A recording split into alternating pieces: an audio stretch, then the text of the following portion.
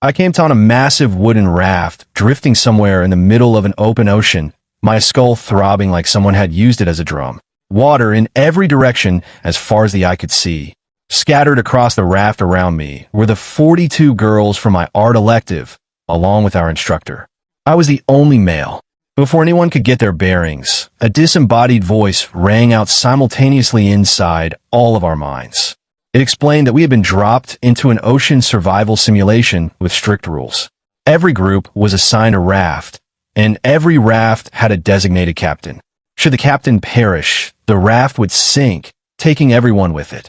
We could awaken personal talents, harvest resources from the sea, evolve our raft into a proper vessel, and fend off sea creatures that crawled up after dark. A tidal surge would strike every 7 days, and each month the current would carry us into a new ocean region. The girls were not frightened. They treated the whole thing like some kind of field trip. I pulled up my status panel and discovered I was listed as captain. Fantastic. My death meant everyone's death. No pressure whatsoever. Our instructor, Sarah Vane, took the reins immediately. Composed and razor-sharp, she was the obvious choice. Her talent turned out to be SS rank. Strategic clarity, she could process information and react 3 times faster than any ordinary person. Others began sharing their own talents. When Mira drew an A-rank fortune reading ability, her twin sister Kira received an A-rank combat reflexes skill. One girl manifested an S-rank dragon maiden talent, complete with a dragon egg that would hatch within 10 days. Even the girl who had been mid-shower when this all started that allowed people to breathe beneath the waters had a practical power surface. Then the circle of eyes landed on me. I opened my panel and read my talent. SSS rank, Sovereign Physique. My raw strength increased by 1 point with each passing day, with no ceiling whatsoever. Given enough time, nothing would be able to stop me. But that was only the half of it. A hidden system activated inside my mind, the lineage expansion system. Every time I fathered child, I could designate one ordinary item and convert it into an infinite supply. A single water bottle could become endless water. Forever. A body that grew without limit, paired with a system that generated unlimited resources. I exhaled slowly. This was about as strong a starting hand as I could have imagined. When I explained the system to everyone, I kept the phrasing simple: more heirs, more abundance. I described how having a child with someone would let me convert one item into a limitless source of that resource. Infinite food, water, materials, whatever we needed. The raft fell completely silent. Then chaos erupted. The girls processed it fast. Since I was the only male and also the captain whose survival was everybody's survival, protecting me was not optional. And neither, as it turned out, was helping me activate my ability. The awkwardness was immediate. Faces flushed everywhere. Some girls began half-jokingly nudging their friends about stepping forward first. Even Sarah herself went slightly pink, though I could see her mind was already calculating the strategic value of my power. Nothing was going to happen right away, of course. We had all been ordinary college students less than an hour ago, and the raft had no walls to speak of. I told myself to be patient. When resources dried up enough, the decision would make itself. Mira snapped me back to reality by asking about my captain abilities. Apparently, the word captain floated above my head in gold lettering, effectively a glowing target sign for anything horror what those captain abilities actually did. I could steer the raft, restructure, and expand it, access permissions to the crew. I joked that I could also toss anyone who disobeyed me. Several girls actually took a nervous step back. Sarah cut through the noise and got everyone focused. She pointed out that dangerous creatures would emerge after sunset, so building walls was the first priority. Food and fresh water were equally urgent. Along the raft's perimeter, we found over 40 fishing rods, our starter equipment. I grabbed one and dropped the line in.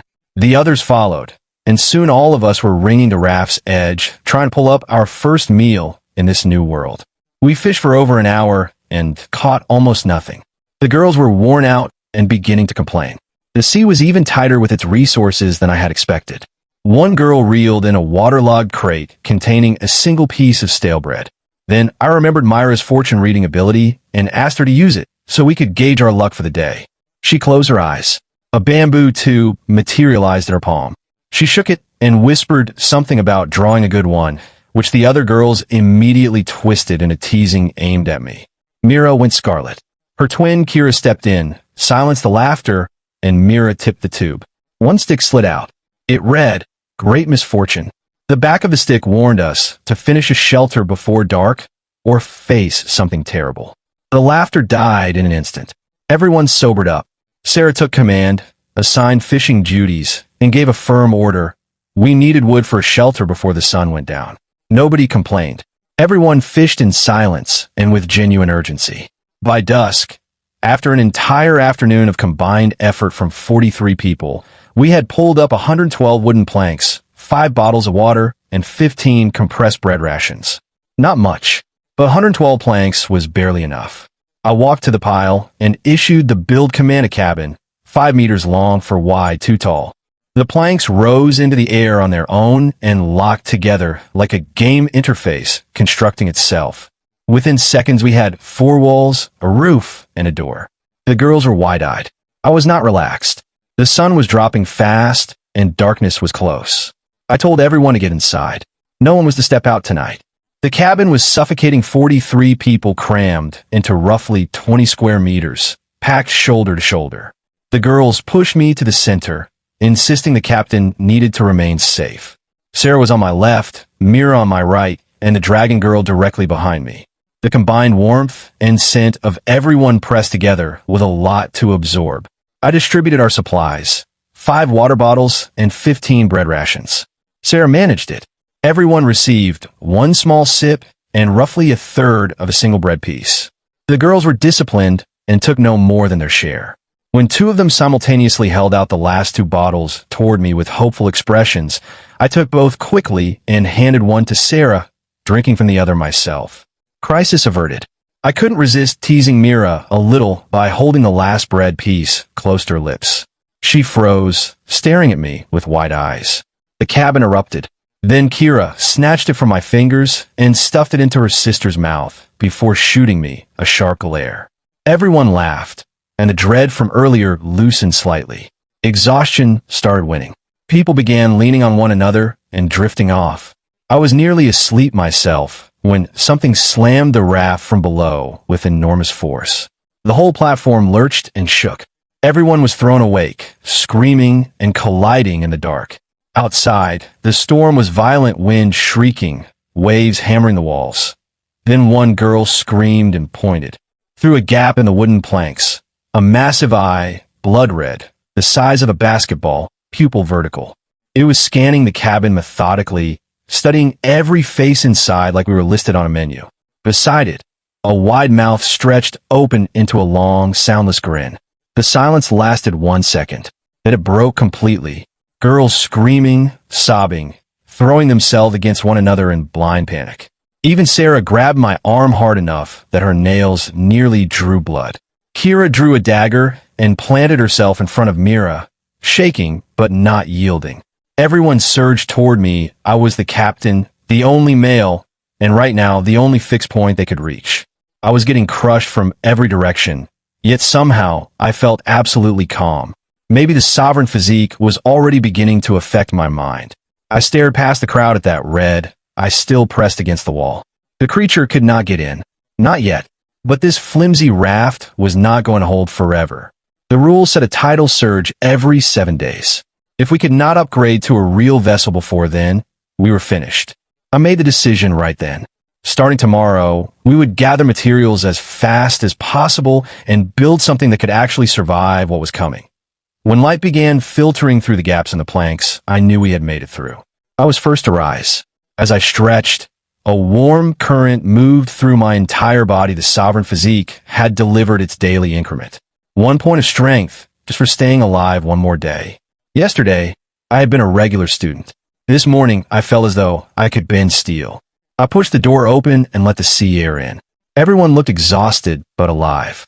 Sarah pulled herself together fast and reminded the group that the creature from last night proved we had no time to waste. We held a morning meeting on deck. I laid out the 3 priorities: food and water first, then raft upgrades. Level 2, improved stability. Level 5, converted to a real ship, and finally, Everyone needed to practice using their talents. The mood lifted as people began demonstrating their abilities. Bao Lin, the bubble girl, went first. She puffed her cheeks and exhaled a pink bubble that swelled to the size of a person. One brave girl poked it and got pulled inside, rising into the air. She loved it for about 3 seconds, then panicked about the height. When Bao popped it, the girl dropped flat on her back. Everyone laughed. Silly looking, but for suppression or underwater work, genuinely powerful. Then Zara Fen, the S-rank dragon maiden, held up her glowing egg and told the group it needed body heat to hatch. She settled cross-legged with the egg cradled in her lap. One girl teased her about it, and Zara replied calmly that once her dragon emerged, it would go after that girl first. Laughter again. Even Sarah smiled briefly, then glanced at me with an expression that was slightly softer than her usual precision. Once the exhibition was over, I got everyone back to fishing. Zara and Bao stayed to practice their skills. The rest grabbed rods and lined the raft's edge. Our objective was straightforward: survive tonight and eat an actual meal. The midday heat was punishing. The raft baked. I asked Mira to use her fortune reading again. She shook the tube and drew a stick. Small luck, not impressive, but better than yesterday's catastrophe. And it held. Not long after, my rod bowed sharply. I pulled with everything I had and hauled up a black iron treasure chest encrusted with seaweed. The girls went wild. Inside, 50 wooden planks, 2 pieces of stale bread, and the genuine prize, a blueprint for a basic workbench. Sarah's eyes lit up at once. A workbench meant we could actually build things. I registered the blueprint, fed in wood and nails, and a proper workbench appeared on deck, hammers and saws arranged neatly beside it. The crafting list was promising: an iron fire pit, an iron cooking pot, a water purification unit. Real survival equipment.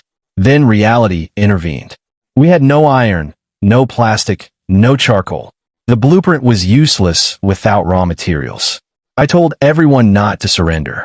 If we could fish up a blueprint, we could fish up what we needed to use it. We kept at it all afternoon. By sunset, over 300 wooden planks, which was good.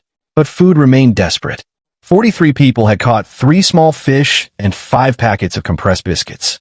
Nowhere close to enough. As darkness arrived, stomachs were growling all around. Hunger was becoming harder to manage than the fear of monsters. Night 2. The cabin was larger now with the extra planks, so at least we were not stacked on top of each other. I built a small separate room in the corner of the captain's quarters with a curtain as a door. I split the food into 43 portions.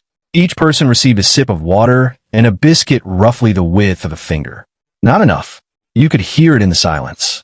Then someone whispered, "If only we had endless water."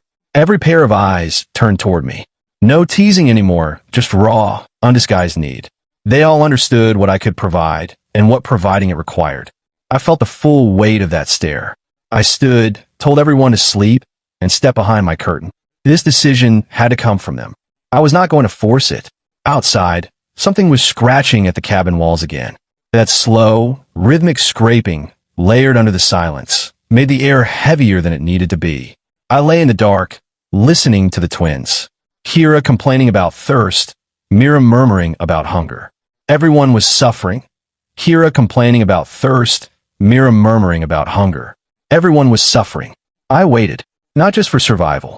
I understood something more clearly than I could explain. Unlimited supplies were not only about food and water. They were the foundation of real authority. If I controlled that, these girls would follow me in every sense, not merely tolerate me as a figurehead. Then the curtain shifted. A hand lifted its edge. A familiar scent reached me. It was Sarah, my instructor, the woman who was always perfectly measured and in control, standing there with color in her cheeks and her lip caught between her teeth. She said she wanted to discuss the supply situation. We both understood this was not about discussing anything. I reached out, took her wrist, and drew her gently inside. "If we're going to speak seriously," I said quietly, "you should come in." That shows genuine intent. The moment was cut short before it could become anything more. A massive impact shook the entire raft. Sarah was thrown against the wall, startled back into herself, and retreated through the curtain, saying she was not ready yet. I lay staring at the ceiling. Those creatures outside had made an enemy of me tonight. The next morning arrived grim. Nobody had slept properly. The night had been too loud and too long. Sarah avoided my eyes when I emerged, her face slightly flushed. I asked Mira to run her fortune reading again. Half asleep, she shook the tube, and a stick fell in her palm. Her eyes went wide immediately. Great fortune. The description on the back was borderline absurd. Something about finding treasure with every cast and encountering a worthy companion if you turned right. It even managed to joke about the absence of traffic lights at sea.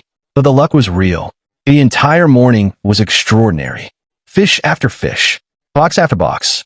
The sea simply kept delivering. Metal pieces, plastic, charcoal, bottled water, bread rations, large fish. By midday, we had accumulated more than the previous 2 days combined. 500 wooden planks, 25 metal pieces, 32 pieces of plastic, 10 charcoal units, 24 water bottles, 30 bread rations, and 17 fish. Everyone finally ate a proper amount, half a bottle of water and a substantial piece of bread each. I moved to the workbench and constructed an iron fire pit and cooking pot. The girls lost their composure entirely. Some of them cleaned the fish clumsily but with fierce concentration, then boiled everything in seawater, no seasoning. Nothing, but after 3 days of dry bread, the smell of hot fish broth drifting across the raft was the finest thing any of us had encountered. Everyone gathered around the pot like starving birds. I sat apart and reviewed my panel. Partners, 0. Children, 0. Item conversions, 0. Constitution had climbed to 13 from the sovereign physique, encouraging. But here was the irony. With this much food and supplies rolling in, nobody felt desperate enough to help me activate my lineage system. The better our luck, the less urgently anyone needed what only I could provide. I let out a slow breath. What a strange problem to carry. After the fish broth, energy returned. The lucky streak continued through the afternoon and into the evening. While the girls fished, I examined the captain's panel and found a key detail I had missed. We were drifting in a zone called the Shroud Current Sea. That explained everything. This region had drastically reduced resource drop rates and doubled monster spawns after dark. We had been playing the hardest starting scenario from the beginning. We had 27 more days before the current carried us to a new region. When I shared this, the mood sagged again. A month of intensified monster attacks. But I redirected quickly. I pulled up the level 2 upgrade requirements. 800 planks, 50 iron blocks, 50 plastic. With today's haul, we had a genuine shot at hitting that before nightfall. Everyone returned to their rods with renewed energy. Then Sarah pulled me into the captain's quarters. She apologized for retreating the night before. She told me, with a face as red as I'd ever seen it, that she had never been in that kind of situation before, and asked if we could move carefully and build trust first. She told me to stop calling her instructor Sarah and just use her given name Sarah, or simply Vane if I preferred. Every frustration I had been carrying dissolved. She was being honest, and I genuinely respected that. I told her I understood and would not push her, but I could not resist probing slightly. I asked if I could examine her leg. She froze, went even redder, but quietly said yes. I had her sit on the wooden bunk and began massaging her lower calf. She tensed and asked what I was doing. I told her she had been on her feet for 3 days straight. She could afford to relax for a moment. That was when Zara burst through the curtain to announce we had enough materials to upgrade. She saw us, went completely still, stammered, "I didn't see anything," and fled. Sarah turned crimson, pulled her leg away, and rushed out after her. I followed, caught up with Zara, and pinched her cheek, telling her that if she ever interrupted me at that particular moment again, her dragon egg would become dinner. But the news itself was real. 821 planks, 55 iron blocks, 63 plastic. More than enough. I applied the upgrade. The raft thickened. The deck expanded by a quarter. A half-meter railing appeared around the edge. And most importantly, communication channels unlocked. One for our local sea region, one for the entire world. The regional channel was full of misery. Everyone in the Shroud Current Sea was barely clinging on, just like us. Our extraordinary day had been Myra's fortune reading at work. The global channel was far more interesting. Some groups were already at level 3 or 4. Different sea regions produced different resources.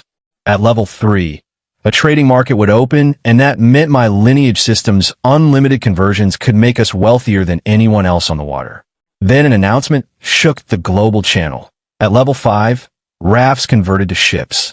Doing so required a storm core obtained by surviving the first tidal surge, arriving in 4 days. The first captain to reach ship level worldwide would receive 3 epic treasure chests containing purple tier gear. Everyone looked at me and Sarah. We all knew what had to happen. My system needed to be activated. Unlimited resources to trade. Unlimited leverage to upgrade. The math was clear. That night, Sarah came to me. She had made her decision. She said she was prepared to give herself to me for the sake of everyone's future. She knelt down, held my eyes, and asked me to be gentle. I could see this was not an impulsive choice, it was a sacrifice, thought through and made deliberately. I respected her even more for it. But just as things were finally about to proceed, a blinding explosion of light detonated at the far end of the raft. Zara's dragon egg was hatching ahead of schedule. Golden lightning and crimson flames erupted from the cracking shell, and whatever was lurking outside shrieked and pulled back from the raft entirely. Sarah and I ran out. Something was wrong. Zara's energy was being drained directly into the egg. Her face was chalk white and twisted in pain. Some girls wanted to intervene and stop it. I told them no. This was instinct. The egg was hatching early because it sensed the approaching tidal surge. Interrupting the process now could shatter her talent entirely. Instead, I ordered everyone to feed Zara food and water while others formed a protective ring around her. Then I sat in front of her, took both her hands, and used my sovereign physique to push life energy directly into her through what the system classified as an energy transfer. It converted my raw strength into vital force. It cost me considerably, but the anguish gradually eased from Zara's face. We kept watch through the entire night as golden light poured upward into the sky, and something ancient and powerful began its entrance into the world. By morning, the egg finally cracked open, not with any great explosion, just a quiet glow of red and violet light. Out drifted a creature no bigger than my open palm, wrapped in scales the color of embers and gold, with enormous golden eyes, tiny curling horns, and a tail tipped with a living golden flame. Impossibly small, impossibly beautiful. It made a soft, high sound and pressed its face against Zara's cheek. She was completely spent, but managed to smile when she saw it. Then the little creature noticed me. I must have looked terrible, skin gone gray, dark circles, visibly depleted from a night of energy transfer. The dragon shot from Zara's arms into mine like a thrown coal, curled against my chest, and began licking my chin insistently, behaving entirely as though I were its other parent, and it was terrified I might not survive the morning. That broke everyone. Zara rushed over in tears, saying it was all her fault. Half the girls followed, pressing in from every direction until I was being crushed by 40 people who meant well. Sarah had to physically push people back before I ran out of air. I checked my panel. Constitution had fallen from 13 all the way down to 9. The energy transfer had taken a serious toll. But then I noticed something new. I had gained a secondary talent, Dragon Warrior S rank, because I had channeled Sovereign Physique energy directly into the egg during hatching. The dragon had formed a soul bond with me alongside Zara. I could now merge with it to become a Dragon Warrior enhanced strength, speed, and elemental resistance. All dragon-type creatures would register me as a natural ally. The system had also labeled me Dragon Father, which I had complicated feelings about. Additionally, the Sovereign Physique had developed a new property. Consuming high-quality, energy-dense food could accelerate my strength growth. Plain bread and water would not be sufficient, but premium food could supercharge my development. Zara pushed everyone else aside and personally brought me water and bread, insisting she would make it up to me. She placed the little dragon back in my arms, and it gently licked my cheek. I told her I was fine. She smiled through her tears in a way that suggested she did not believe me at all, but was choosing to trust me anyway. After some rest, I felt my recovery kicking and the Sovereign Physique healed faster than normal, even with Constitution drained.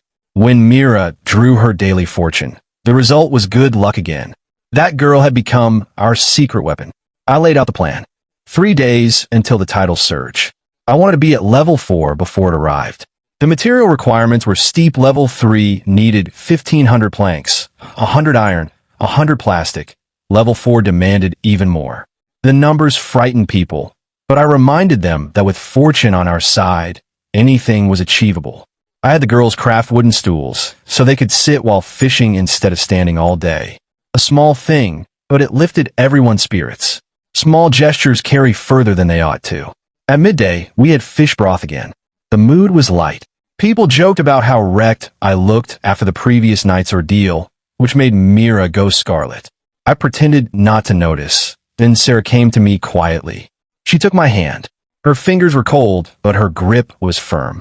She told me we could not wait any longer. Her plan matched mine exactly. Open the trading market at level 3, activate my lineage system to generate unlimited conversions, then push to level 4 or even 5 before the surge hit. That was the only path to those epic treasure chests. I told her she was brilliant. She rolled her eyes with color in her cheeks. Nearby, some girls were murmuring about us. Mira sat apart with her fishing rod, expression subdued. Her sister Kira was nudging her, telling her to act before it was too late. Apparently Mira had carried feelings for me for 3 years. I filed that away without knowing what to do with it. By evening we had the materials. I upgraded to level 3 and the trading market opened a glowing blue interface displaying weapons, skill manuals, food, and ornamental items from other sea regions. Other groups were trading everything, but we had nothing special to offer yet. Then one girl said it plainly. Once the lineage system activated and I had an unlimited resource, the entire trading market became our personal supply depot. Every pair of eyes drifted toward me, then toward Sarah, then toward the curtain. Tonight had to be the night. Everyone understood that. They settled quietly into their spots, but no one actually slept. All eyes kept drifting to my curtain. I took Sarah's hand and led her inside. The curtain fell closed behind us. It was a long night, but when morning arrived, I checked my panel and stopped. Not pregnant. I could not believe it. After everything, I sat with that for a long moment. Then Sarah stirred and looked at me with quiet certainty. She said we would try again. And the way she said it made the word we feel like something solid. After the tidal surge passed and the immediate chaos settled, I confirmed what I had suspected for a little while. I made the announcement before I could think better of it, called the children our hope pair, said it a little too loudly, and several girls caught it before I could dial it back. So I went ahead and told everyone. I pulled Sarah into my arms and told the entire crew. Instructor Vane is carrying twins. The silence lasted roughly 2 seconds. Then the raft erupted. The girls swarmed Sarah as though she had suddenly become the most fragile and precious thing in existence, which, given the implications, was not entirely inaccurate. They made her sit down, offered to fish on her behalf, brought her water. Sarah kept insisting she was perfectly fine. Nobody listened. Zara stood off to one side with her dragon, expression a little hollow, watching Sarah being treated like royalty. She glanced at me, then back at Sarah. The little dragon tilted its head at her, confused by the sudden quiet. Mira was similarly withdrawn in the corner, head low. Her sister Kira nudged her, telling her that if she did not make a move soon it would be too late. Mira just went red and told her stop. I watched all of it. Sarah's footing on the raft was now unassailable, but my mind had already moved to the next concern, making sure she was eating properly. Those two were not going to fall behind before they even began. With 1 day remaining before the surge, I used all 10 daily trades to acquire material for the remaining crossbows. All 42 girls were now armed. Watching them hold their weapons with something approaching confidence felt genuinely good. Then luck intervened again. Bao fished up a blue skill manual. Power Surge Strike, 60 seconds of charging triples the damage of the next melee hit. Everyone agreed it belonged to me. I registered it instantly.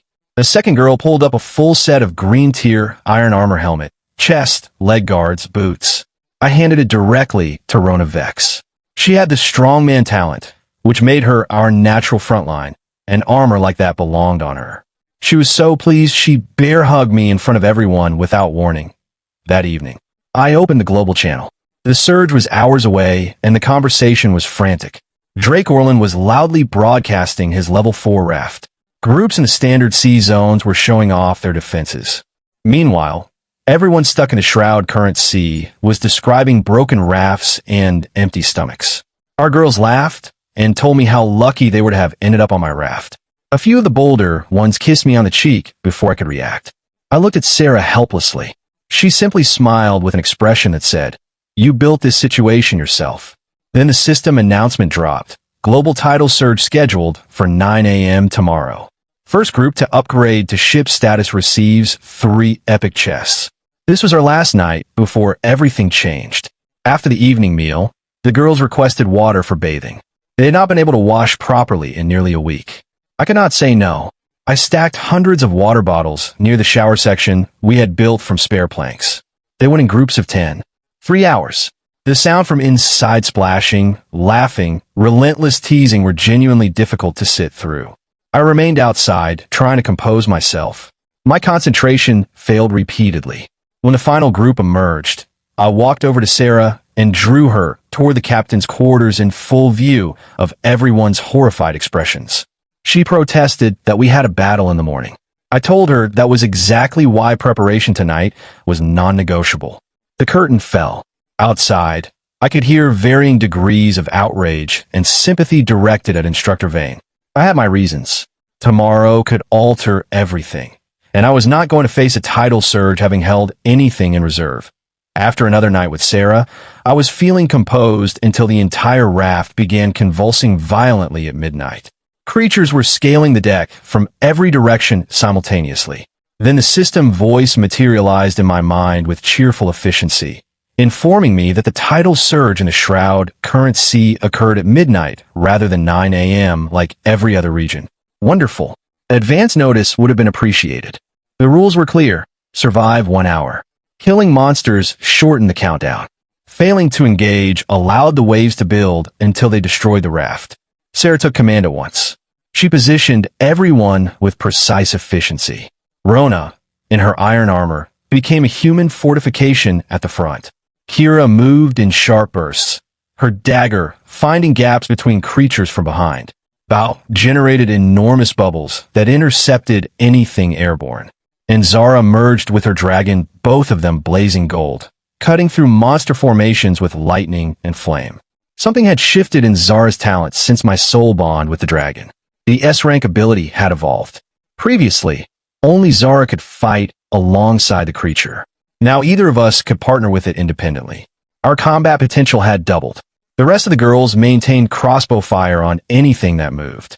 Sarah used strategic clarity to call weak points on the larger enemies in real time. When a starfish creature the span of a small building dragged itself onto the deck, Sarah identified its vulnerability as single eye buried in the folds of its underbelly. I charged Power Surge Strike for a full minute, then launched myself at it. A 10-meter blade arc split it cleanly in half. That carved 3 minutes from the countdown. The final 5 minutes were the most brutal.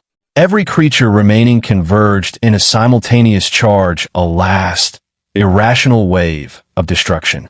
The waves outside reached extraordinary heights. I screamed for everyone to hold position. Then the timer reached 0.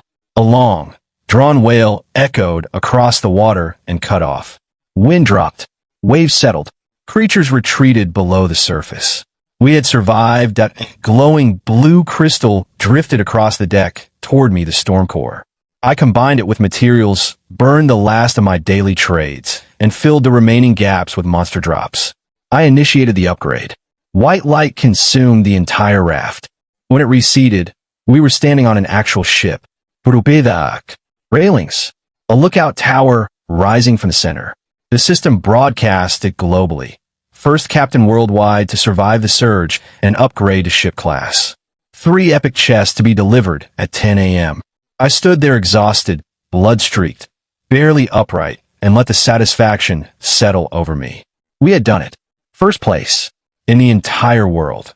When the global announcement went out at 10 in the morning, the world channel collapsed under the weight of responses.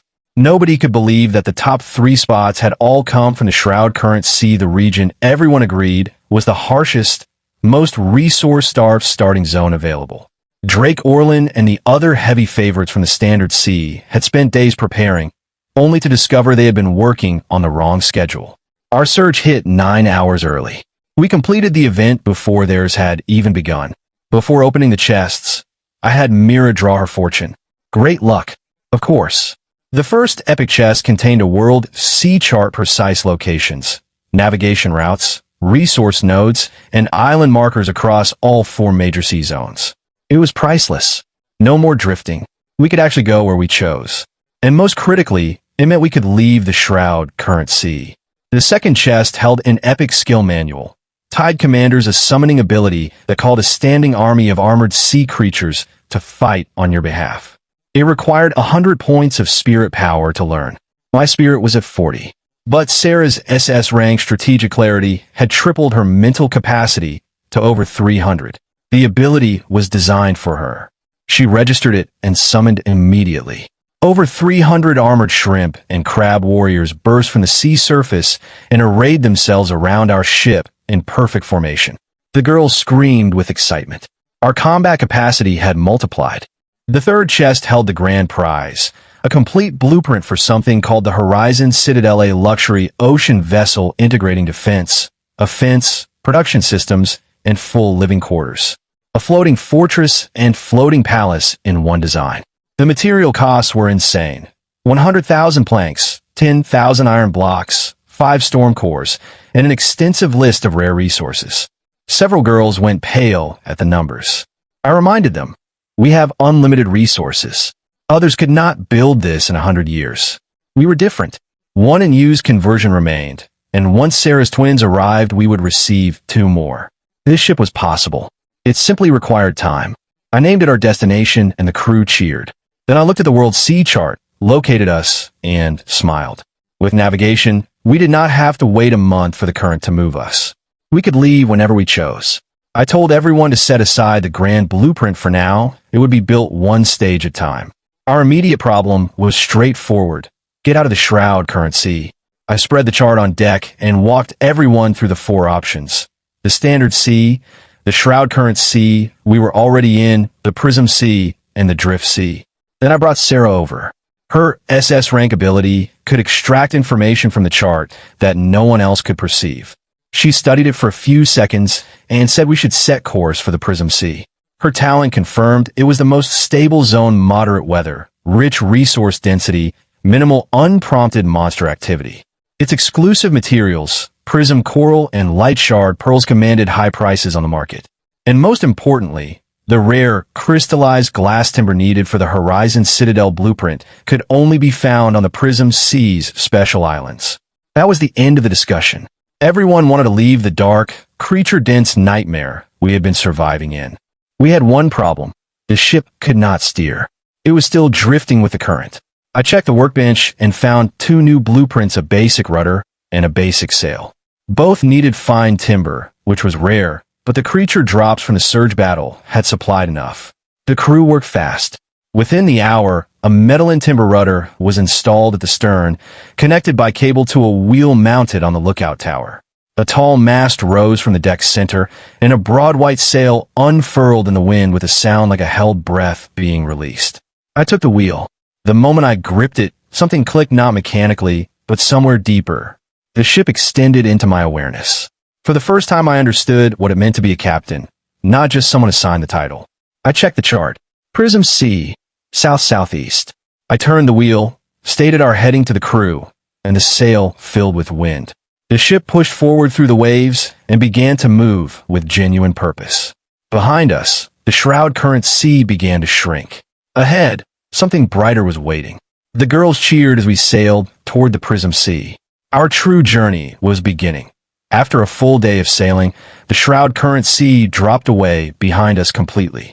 When morning arrived, everyone went quiet at what they saw ahead. The dark, cold water was gone. In its place, a sea built from 7 colors: red, amber, yellow, green, blue, indigo, violet, stretched all the way to the horizon. The air was warm and carried a faint sweetness. Dolphins leapt from the rainbow-tinted water to investigate our hull. The girls were overwhelmed. When Mira came to do her daily draw, a faintly glowing pink stick fell from the tube. She took one look at it and went scarlet without saying a word. Kira snatched it and read it aloud. Blossom Omen, a love fortune, describing moonlight and the appearance of someone worthy in one's dreams. The girls immediately decided it was referring to me. I retrieved the stick from Kira before Mira could melt from embarrassment, then pinched her cheek. She froze entirely. I brought her up to the lookout deck telling her I would help her find her footing and take in the view. She was trembling by the time we got to the top, claiming to be afraid of heights. We both understood that was not the reason. I adjusted her posture, hands on her shoulders and back. She could barely draw breath. Then I noticed her legs shaking and crouched to check on her. She panicked immediately, begging me not to look at her legs. Before the situation could progress any further, Zara's voice cut through from below. She had spotted an island. I pulled out the world sea chart. It matched the largest landmass in the Prism Sea, Prism Island. Rich in resources, mild conditions, and most critically, crystallized glass timber, one of the key materials for the Horizon Citadel blueprint. The chart also noted unknown energy concentration at the island's center. We sailed for it directly. As we drew close, Sarah deployed her Tide commanders underwater to sweep the shallows ahead. Her report came back clean. Only non-aggressive crabs and small lizards near the shore. I selected my landing team Rona, Kira, and Zara, and we took the small boat to shore. The interior of the island was beautiful in a way that felt like a warning. Bioluminescent trees, flowers that tracked movement, air sweet enough to make the back of your throat ache. We even encountered a small jelly-type creature with pieces of fruit visible inside its translucent body. Harmless, as far as I could tell. I told everyone to leave it alone. Then Kira raised a hand. I sound a woman's voice, faint and broken. We pushed through the undergrowth and found a destroyed raft beside a scatter of wreckage. A woman laying near the debris, her clothing soaked through with blood from a deep claw wound across her abdomen. She was barely conscious. She looked up at us and forced out a warning with what air she had left. Don't eat anything that grows here. The gourmet, it will track you. Then her arm dropped and she went still. Before I could process any of it, something dropped from the canopy directly at Zara's dragon. The dragon vanished in a burst of golden light, dodging by instinct. The attacker landed on the ground, an enormous black mantis, front limbs like paired blades, compound eyes focused with predatory clarity on my dragon. The system tagged it, Gourmet Mantis Elite Class Predator, top of the food chain on this island. It hunted creatures with high energy signatures, and my dragon apparently qualified. It moved without any prelude. I stopped thinking and acted. I threw myself at Zara, taking us both to the ground as those blade arms swept past my head close enough to clip a few strands of hair. Elite class. Level display. Nothing but question marks. This was not a routine encounter. The gourmet mantis was fast. Not fast for a monster, simply fast, with nothing further needing to be added. I gave rapid orders. Rona raised her tower shield to cover Zara and the dragon. Kira dissolved into the shadows. The mantis ignored all of us. It had fixed entirely on the dragon and appeared to regard it as a meal it had already mentally committed to eating. I engaged directly. With Constitution at 21, I was operating well outside any human baseline. I caught its first blade strike head-on. The impact fractured the ground beneath my feet, but I absorbed it and held position. Its raw strength was formidable, not unmanageable, but close. I pushed back and drew a slash across its thorax, barely scratching the shell surface, but proving it could be broken. That was when it stopped testing and committed fully. Both blade arms became a continuous storm of cutting arcs. I was strong enough. I was not fast enough. Sarah rescued me without being present. Her strategic clarity allowed her to analyze the engagement from the ship and relay instructions in real time. She told me to move 3 steps left. I did. A gap opened in the mantis's guard that had not been visible before. I drove the blade into a joint. Green fluid sprayed. Kira appeared behind it for a flanking blow, then the mantis's wing casings opened and a shockwave detonated outward. Kira was launched into a tree trunk and hit hard, coughing blood when she landed. Myra's voice broke from somewhere outside the treeline, calling her sister's name. The mantis ignored all of it and fixed back on the dragon, becoming airborne. I could not close the distance in time. Then a massive pink sphere descended from above and encased the mantis mid-flight. Bao Lin, who had quietly followed the landing team at a distance, waiting, had produced the bubble at the precise moment it mattered most. The mantis thrashed against the inner surface and found no purchase. I drove my blade into the ground and began charging. Zara ordered the dragon to breathe fire into the bubble. The mantis screamed inside a contained inferno. Sarah's voice through our channel. Now. I launched, expelled the full 60-second charge in a single strike downward, and split the mantis from crown to thorax. Green fluid and shell fragments scattered. We had won. Constitution rose to 22. The rewards were significant. An epic tier mantis blade capable of cutting through nearly anything, plus 1 blue-grade treasure chest. The mantis blade could be refined into an epic weapon later. We carried Kira back to the ship. Once she was stable, I opened the blue chest with Myra's hand on it for luck. 3 contents. First, a skill manual called Structural Weakness allows me to identify exploitable weak points on any target during combat. I registered it myself, since everyone agreed my offensive capability was the priority. Second, a blueprint for a second-tier forge that would unlock superior weapon and armor fabrication. Third, a vial of life essence, a golden liquid with restorative properties.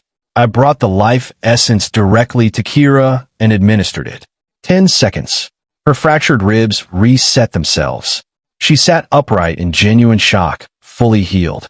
Mira pressed both hands over her mouth, eyes bright. I looked back at Prism Island with reassessed perspective. That elite mantis had produced exceptional drops, and by Shroud Current Sea standards, it was arguably a mid-tier threat.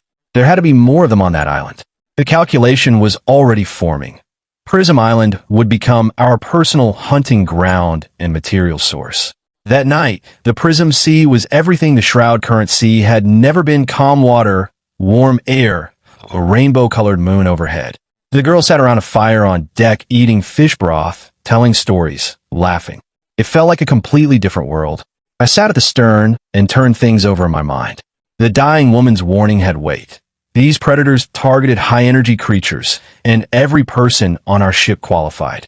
Collecting crystallized glass timber was not going to be a simple matter of walking in with axes. Sarah brought me a bowl of broth and sat beside me. She had already deployed her Tide commanders to patrol the surrounding water at all hours. Nothing would approach the ship without warning. I told her I was glad she was handling things. She said I did not have to carry everything alone. We were a crew. I asked about the pregnancy. She went slightly pink and said she felt nothing out of the ordinary yet. I told her, with complete sincerity, that starting now, she was to remain clear of direct combat. She would command from behind. She was the most irreplaceable person on the ship. A few nearby girls overheard and immediately began teasing. Sarah gave me a look that had no actual threat in it whatsoever. Then I want to check on Mira. The girls had been surrounding her all evening, reprising the love fortune from the morning. When they saw me approaching, they scattered in all directions with identical, knowing expressions, leaving Mira alone on the deck looking like something cornered. I crouched beside her and noticed a small cut on her palm, probably a stone during the retreat from the mantis. She had not mentioned it to anyone. I cleaned it with iodine and wrapped a bandage around it. She sat completely still throughout, barely breathing. When I finished and looked up, our eyes met.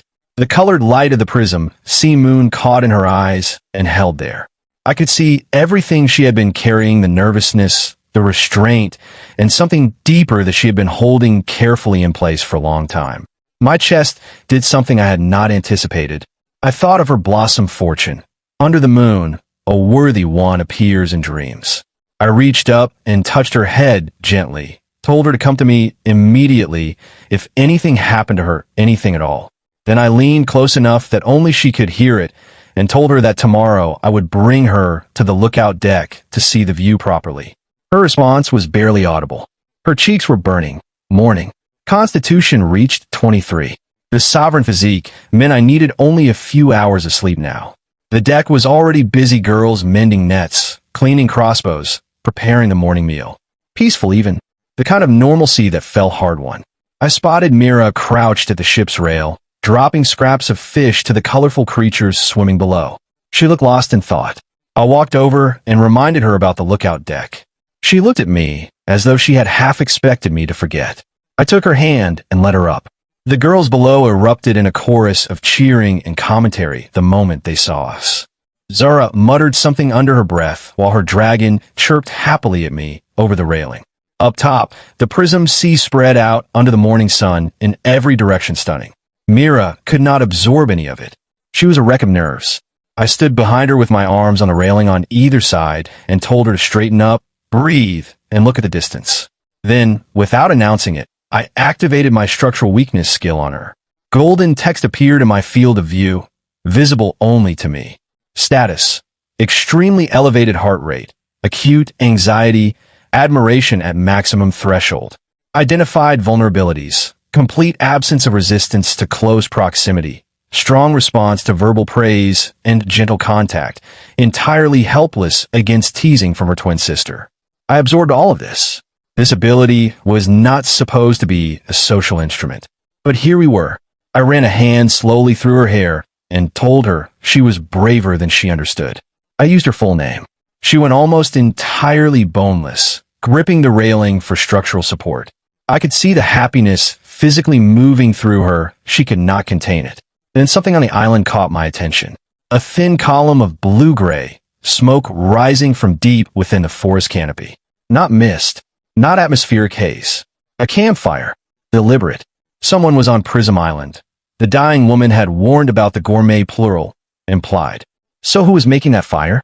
Surviving strangers, or something we needed to treat as a threat? I had the telescope on me. I extended it and scanned the tree line. Too dense and too distant to see the source clearly. But the smoke was real, and what produced it was not a natural phenomenon. I released Myra's hand. The mood on the deck shifted immediately. The romantic dimension of the morning was over. Prism Island was concealing something significantly larger than beautiful trees and harmless jelly creatures. We needed to move on this sooner than I had planned. After spotting the smoke, I assembled the crew and told them what I had seen. The girls reacted with immediate anxiety. Other people in this world could represent help, or they could represent something more dangerous than the monsters. In my experience so far, the second was more likely. I made the call. We were taking the island. We needed the crystallized glass timber for the Horizon Citadel blueprint, and the elite monsters there produced exceptional drops. Prism Island was going to become ours. Sarah noted that our equipment was still not adequate for that kind of operation.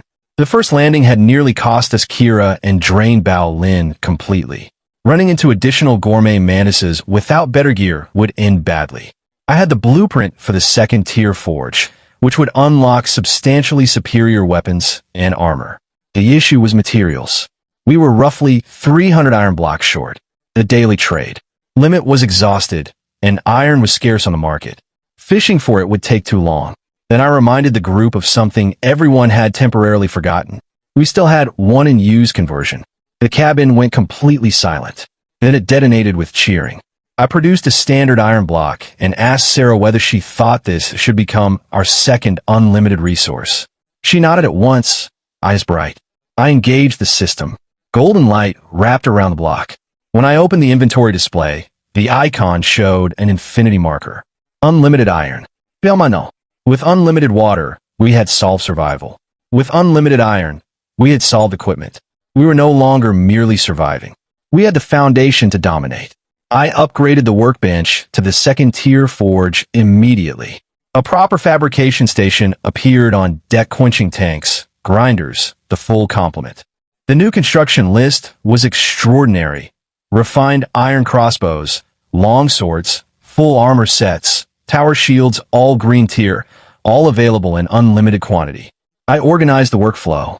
My landing team, Rona, Kira, Zara, Bao, and me would receive full refined iron armor and primary weapons first. Everyone else upgraded to refined iron crossbows. Goal: fully equipped before nightfall. The deck became a production floor. Metal clanging. Sparks arcing. Girls working in shifts without being asked to. I stood at the bow and looked at Prism Island across the water. Whoever was on that island, survivors, inhabitants, something else entirely. They were about to encounter their new neighbors. And we were not arriving unarmed. By sunset, my 5-person team was equipped completely. Refined iron from helmet to boot, polished and gleaming. I carried a heavy longsword. Rona had a tower shield the size of a door. Kira wore twin short blades at her hip. Zara and Bao had lighter armor with crossbows for range. I left Sarah in command of the ship with the Tide commanders holding the water around it. The rest of the crew remained as its defense. The five of us crossed to the island on the small boat and landed on a sheltered beach. We moved into the rainforest with care.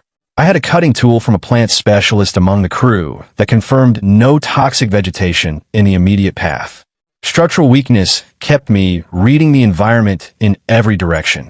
30 meters in, I caught movement in the canopy above. A smaller gourmet mantis dropped toward bow. Kira intercepted it before it landed, her new gear giving her the speed to match it strike for strike. I called the weak point. Rona smashed it with her shield. The three of us drove crossbow bolts into its exposed underside. Dead in under 10 seconds. The same creature that had hospitalized Kira 2 days ago could not produce a credible threat now. We had not become fortunate, we had become stronger. We pushed deeper. Spider-type and centipede-type elite variants fell to the same approach. Structural weakness, Rona tanks, Kira, and Zara deal damage. Bao controls the angles with bubbles. No treasure chest drops, which was irritating. After roughly 30 minutes, the trees began to thin. Voices reached us. We moved to the edge of a clearing and crouched behind the undergrowth. Inside a rough camp, a log perimeter fence, a fire, 7 or 8 survivors seated around it, gaunt, filthy, armed with stone-worked weapons, carrying the particular expression of people who had been surviving the hard way for a long time. The one in the center was a large man with a scar diagonal across his face, running a stone axe blade across a whetstone. Before I could complete my assessment, he looked directly at our position. Whoever that is, stop hiding. I can hear you. I stepped out. The team followed. The survivors went rigid when they registered what they were looking at. 5 people in full polished metal, carrying proper weapons. Against their stone tools, we must have appeared to be from a different version of the same world. The scarred leader's eyes moved across our gear without subtlety. The calculation was visible in his face. He tried to assemble something authoritative. Who are you people? This is my territory. Kaidrin name I went by when the situation called for it could not help the brief, quiet laugh that escaped him. The 4 girls at his back looked at the man the same way you look at someone who has misread the room so completely that the kindest response is silence. In a world like this one, the concept of my territory required more than a campfire and a stone axe to enforce. The scarred man, whose name, as I learned later, was Brack's scar, darkened immediately. The men behind him let out a chorus of low, ugly sound. Their eyes moved to the 4 girls at my back with a quality that did not require interpretation. One of them spoke before any restraint could intervene. Kaidrin's expression did not change, but something went out of his eyes like a light being switched off. Kira, he said, softly. She was already smiling with a particular quality that suggested she had been waiting for permission. Deal with him. 3 words. Understood. Kira's outline blurred. Brackscar's instincts fired at the same moment. He registered the danger of fraction of a second too late. He shouted a warning to his people that he was already too late. The loudest member of Brackscar's group had still been mid-sentence when a shadow crossed. Behind him, a single flash of light. A thin red line appeared across the man's throat. He touched it, uncomprehending, and then he fell without further sound. Instant elimination. The camp became perfectly still. Then Brackscar's face went a deep, furious red. Kill them. He raised the stone axe and charged without further deliberation. The others followed, screaming, bringing everything they had with them. They were poorly equipped, but they had the energy of people who had fought on this island long enough to stop being afraid of it. Perfect timing, Rona said, with complete sincerity. She dropped the tower shield edge first onto the ground and planted behind it like a fixed structure. 3 men hit it in rapid sequence with wooden spears and stone edges. The sounds they produced were entirely decorative. No impression was made on the surface whatsoever. Is that it? Rona said pleasantly. She drove her arm forward. The shield swung outward like a section of wall, becoming mobile. 2 men were lifted from their feet and came down without controlled landing. They did not get back up. Zara and Bao raised their crossbows. Zara adjusted her aim on Bao's quiet suggestion. The bolt landed in the outer thigh. The man fell. Bao's shot arrived almost simultaneously and struck the back. The target stopped moving. Structural weakness was live in my field of view. I moved into the center of the engagement and let the indicators guide everything. Braxcar was charging directly at me with the stone axe raised. The gap at his shoulder opened on the third step. I stepped in. Near the dead gourmet mantis, my overlord body flagged something new. I could devour monster corpses to recover strength directly. I hadn't known that was possible. I'd been thinking about this power too narrowly. The energy rush brought my stats to 24. We camped on Prism Island that night under glowing mushrooms and bioluminescent plants, cooking fish soup over a real fire, while Rona Vex and Kira Loon quietly dragged the bodies into the treeline. Sarah Vane mapped out Braxcar's intel. The Spider Queen's territory sat in a low valley, thick forest on all sides, likely guarded or trapped beyond what Brax had told us. Her plan split us in two. Rona Vex group would draw attention loudly from the front while I went around the side with Kira Loon and Zara Finn, using structural weakness to find a weak point the moment we located it. My constitution hit 27 by morning. 20 minutes of hiking brought us to a cliff overlooking a valley, and there was the colorful glass wood twisting upward with leaves like colored glass, glowing in every direction. Beneath it, a web spanning over 100 meters, and at its center, the Spider Queen. Truck-sized black metallic shell, 8 glowing red eyes, and worse, a human-shaped upper torso fused to the spider body below, a face that was almost a woman's and deeply wrong. A legendary tier boss. My first golden quality kill if we survived it. Rona Vex signal hit first. An explosion, then her voice screaming insults across the valley. The Spider Queen shrieked and sent over 100 smaller spiders rushing her position. That was our opening. I sent Kira Loon around the back while Zara Finn hit the Spider Queen with Dragon Fire from the cliff. It bounced off the shell without leaving a mark. Enraged, she fired Toxic Silk at us. I barely shoved Zara Finn clear as it burned through solid rock behind us. Kira Loon tried a joint strike and barely scratched the armor before the recoil threw her into the web, stuck. The Spider Queen's legs shot toward her like spears. I didn't think. I jumped. 27 points of constitution behind a single leap, sword raised, power charge strike fully charged, and right then structural weakness finally located it. The seam where her human torso met the spider body beneath. I twisted midair and aimed everything at that seam. She tried to block, 8 legs rising like shields, human arms reaching to stop me. But she was too slow. I merged with Zara Finn's dragon midfall, becoming a full dragon warrior, 2 top-tier talents stacked under triple damage. My blade cut through her legs like they weren't there, then punched through the seam itself. Black-green blood sprayed everywhere. She screamed louder than anything I'd heard on this ocean and thrashed wildly before collapsing. I hit the ground on one knee, completely drained, but forced myself up to retrieve my sword still buried in her. Overlord body began absorbing her dying energy automatically. Physique up 15, spirit up 30, and a new legendary skill unlocked. Spider form, letting me grow armored limbs and shoot silk on command. System notice. First person in the world to kill a legendary boss. Rewards. An epic chest, stat boost for the whole crew, doubled ship durability. Loot included a venom core, a black gold shell fragment, and a blueprint for a level 2 power core that would let our ship move under its own power at double speed. No sales required. I called Mira Loon over the communicator and told her to save her luck draw for when we got back. I had a good feeling.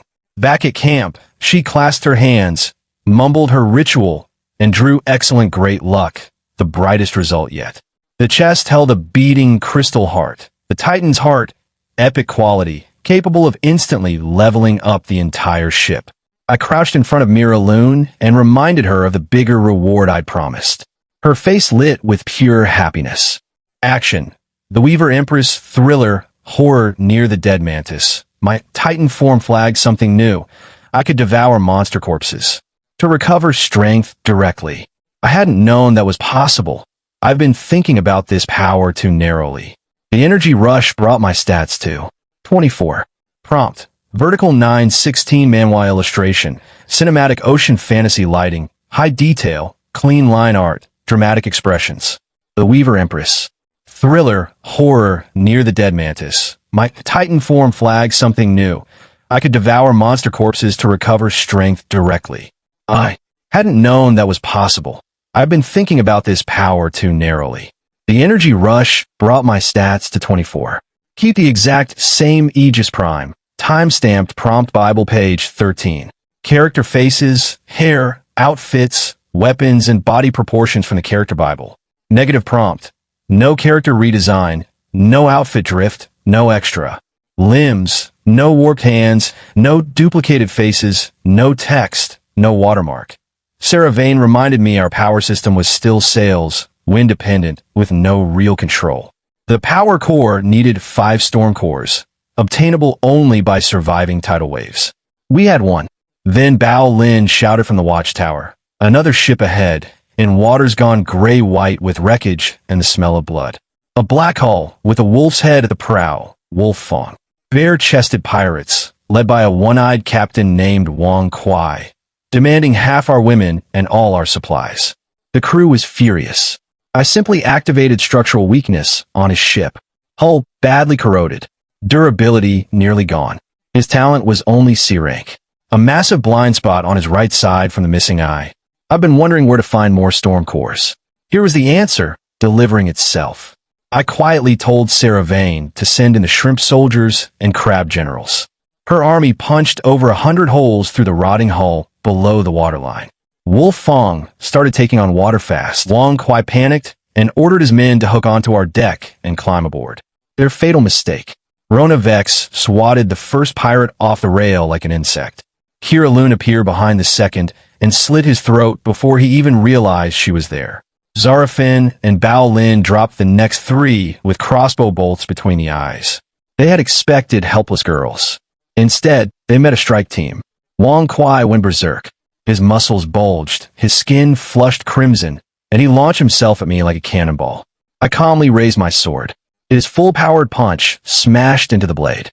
The recoil snapped his own arm, bone bursting through flesh. One move.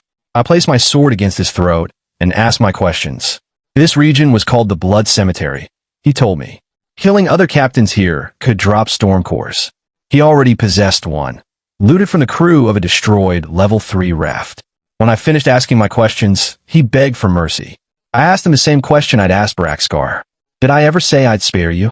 Then I ended it. The system confirmed the kill and rewarded me with the storm core, along with everything he had been carrying. Starting today, I had become the apex predator of these waters. Inside, moonlight was the only light. Zarafin crossed her arms and tried to look tough, threatening me with her dragon. I stepped closer, backed her into the corner, caught her wrist when she pushed back, and told her quietly, "For ignoring orders, you'll stay in this room tonight until you understand what being part of a crew really means." My fingers brushed against her cheek by accident. She froze instantly. Every trace of her confident act disappeared. At that exact moment, a shrill red alarm echoed throughout the Pangu. System notice, a special event has begun. Blood Moon Battle in the Blood Cemetery. Countdown, 10 minutes. The atmosphere changed instantly. Zarafin slipped out behind me, her face still burning red. For the next 12 hours, every ship in the region would have its position revealed on a shared map. Captain kills would have doubled storm core drop rates. The captain with the highest number of kills would receive a legendary chest. I still needed 4 more storm cores to complete the power core. It felt as though this event had been created specifically for us. I gathered everyone on deck. So I wanted to hide. I rejected the idea immediately. Pangu was the largest ship in these waters. Hiding was no longer an option. It was better to hunt than to be hunted. Sarah Vane agreed immediately. She opened the shared map and traced our route. 3 weak targets were nearby, all below level 5. Farther away sailed a fleet of 7 or 8 allied ships. Those would come later. Assignments were issued quickly. Rona Vex, Kira Loon, Zara Finn, and Bao Lin formed the boarding team. The remaining crew prepared crossbows and defended the deck. Sarah Vane commanded from the center with her shrimp soldiers and crab generals beneath the sea. Wang Qing handled logistics and medical support. When the countdown reached 0, a blood-red moon rose above the ocean. Beautiful, terrifying. Our first target, a level 4 raft carrying roughly a dozen survivors, spotted us and immediately tried to flee. Nothing could outrun Pangu. At 500 meters, I gave the order. 20 crossbows fired simultaneously. The battle ended before it truly began. Second Storm Corps. It felt like farming beginners while already at max level. The second raft, 15 miles away, suffered the same fate. Sarah Vane's shrimp soldiers and crab generals, followed by a rain of arrows. Complete destruction. I rammed straight through the raft as though it were nothing more than a biscuit. 2 more Storm Corps. 4 in total. Then I checked the leaderboard. First place belonged to the Blood Wolf Alliance, with 7 captain kills. We ranked second with 4, and their entire fleet, 7 or 8 ships, was already sailing directly toward us in perfect formation. Some of the girls grew nervous at the thought of facing more than 100 pirates at once. I wasn't worried. Sarah Vane calmly laid out a strategy that made use of every advantage we possessed. Bao Lin would blanket the battlefield in dense fog. Sarah Vane's shrimp soldiers and crab generals would destroy the enemy rudders beneath the water. Rona Vex and Kira Loon would defend our deck. As for me, I had something special planned. When the Blood Wolf Alliance surrounded us, their bald leader, Blood Wolf, opened with the usual demands. Hand over your ship. Hand over half your women. Before I could answer, Bao Lin did. She detonated an enormous wall of thick fog that swallowed the entire battlefield. Visibility disappeared instantly. Beneath the water, Sarah Vane's shrimp soldiers and crab generals chewed through every enemy rudder. Unable to steer, the pirate ships drifted helplessly into one another. Wood shattered. Men screamed. Chaos spread throughout the fleet. That was my signal. I activated spider form. Black armor spread across my body. 8 spider limbs unfolded from my back. I became a ghost inside the fog. Climbing silently up enemy hulls from below, I activated structural weakness to locate each captain. One after another, I eliminated them. Silent. Fast. Invisible. The pirate communication channel descended into panic. Captains disappeared in the middle of speaking. Terrified reports spread of an unseen monster moving through the mist. Blood Wolf finally ordered a retreat. Too late. When the fog slowly cleared, only his flagship remained. He stood alone on the deck, frozen in place, staring at the empty ocean where his alliance had once sailed. I appeared directly before him, sword in hand. Not a single stain marked my clothes. We had our conversation. Before the Blood Moon battle ended, Blood Wolf surrendered the 5th and final Storm Corps. System notice. First place worldwide. 11 captain kills. Reward. 1 legendary chest. A golden chest carved with sea monsters descended into my hands. I carried it back aboard the Pangu. Every pair of eyes followed me, including Zara Fenn's. She stood quietly in the corner, fists clenched, looking both nervous and excited. I raised the legendary chest slightly and smiled. Before we open this, shouldn't we settle one unfinished matter first? Everyone immediately knew who I meant. Zara Finn blushed deeply, but still tried to argue. I followed the orders. Not completely. Both of us knew the truth. I dismissed the rest of the crew to prepare dinner and led Zara Finn into the captain's cabin. Inside, I left the lights off. Leaning casually against the control console, I said nothing. Silence filled the room. It broke her much faster than shouting ever could. Finally, she spoke. What do you want me to do? I stepped closer. Placing one hand against the wall beside her head, I quietly asked her to tell me exactly what she'd done wrong. After a long pause, she admitted it. I rushed ahead. I shouldn't have. Good girl. I smiled. Then I gave her real punishment. From now on, every boss fight, you'll be the first one in. She blinked in confusion. That was exactly what she'd always wanted. Then I added one final condition. You follow every order I give. If I say retreat, you retreat. Even if the boss is one hit away from dying. I looked directly into her eyes. I'm not trying to hold you back. I'm trying to make you the sharpest blade on this crew. Something changed inside her. She nodded slowly. Tears filled her eyes. I can do it. I gently kissed her forehead, then walked out of the room. Back on deck, I called Mira Loon over for the chest draw. She clasped her bamboo fortune tube, whispered her usual prayer, and drew the most unbelievable fortune yet. Divine luck. Purple light gathered around the fortune stick as if blessing the entire ship. Every wish granted. I opened the legendary chest. Golden light burst into the sky. Inside rested a skill book formed entirely from flowing seawater itself. Poseidon's wrapping. Legendary quality. A skill capable of controlling seawater within 100 meters.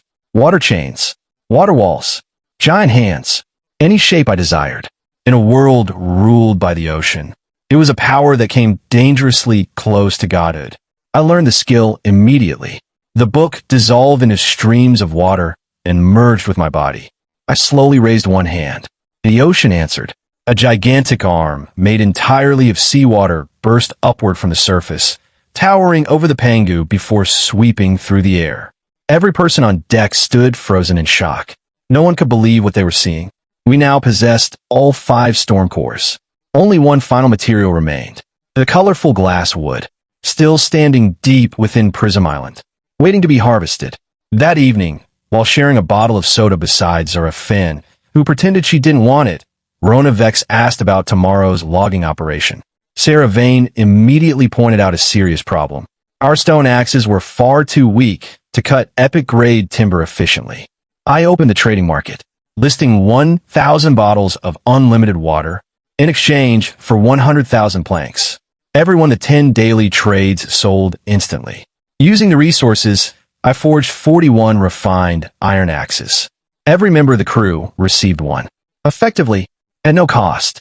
Before everyone turned in for the night, I handed Wang Qing complete control over the ship's new eco-garden. Her plant talent, dismissed as useless for weeks, finally had a place where it truly mattered. The look on her face changed completely. For the first time since boarding, she genuinely smiled. The next morning we split into 2 teams. Half remained aboard the Pangu for guard duty. The rest of us returned to Prism Island, carrying refined iron axes into the rainforest where the Spider Queen had once ruled. The colorful glass wood was breathtaking. Its trunk shimmered like living crystal. It was also unbelievably hard. Rona Vex unleashed her strongman talent, chopping nearly 5 times faster than anyone else. A surviving gourmet mantis suddenly attempted to ambush one of the girls. I reacted instantly. Using Poseidon's wrapping, I formed massive chains of seawater that wrapped around its limbs. Before it could escape, Kira Loon flashed past. One clean strike. The monster died before it even understood what had happened. By sunset, we had gathered every piece of colorful glass wood we needed.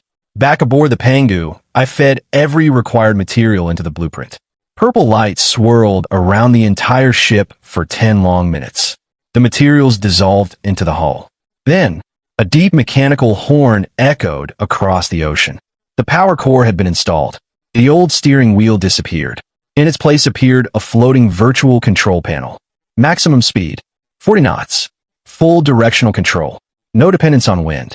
I touched the display and selected a destination. Twin water turbines erupted beneath the ship.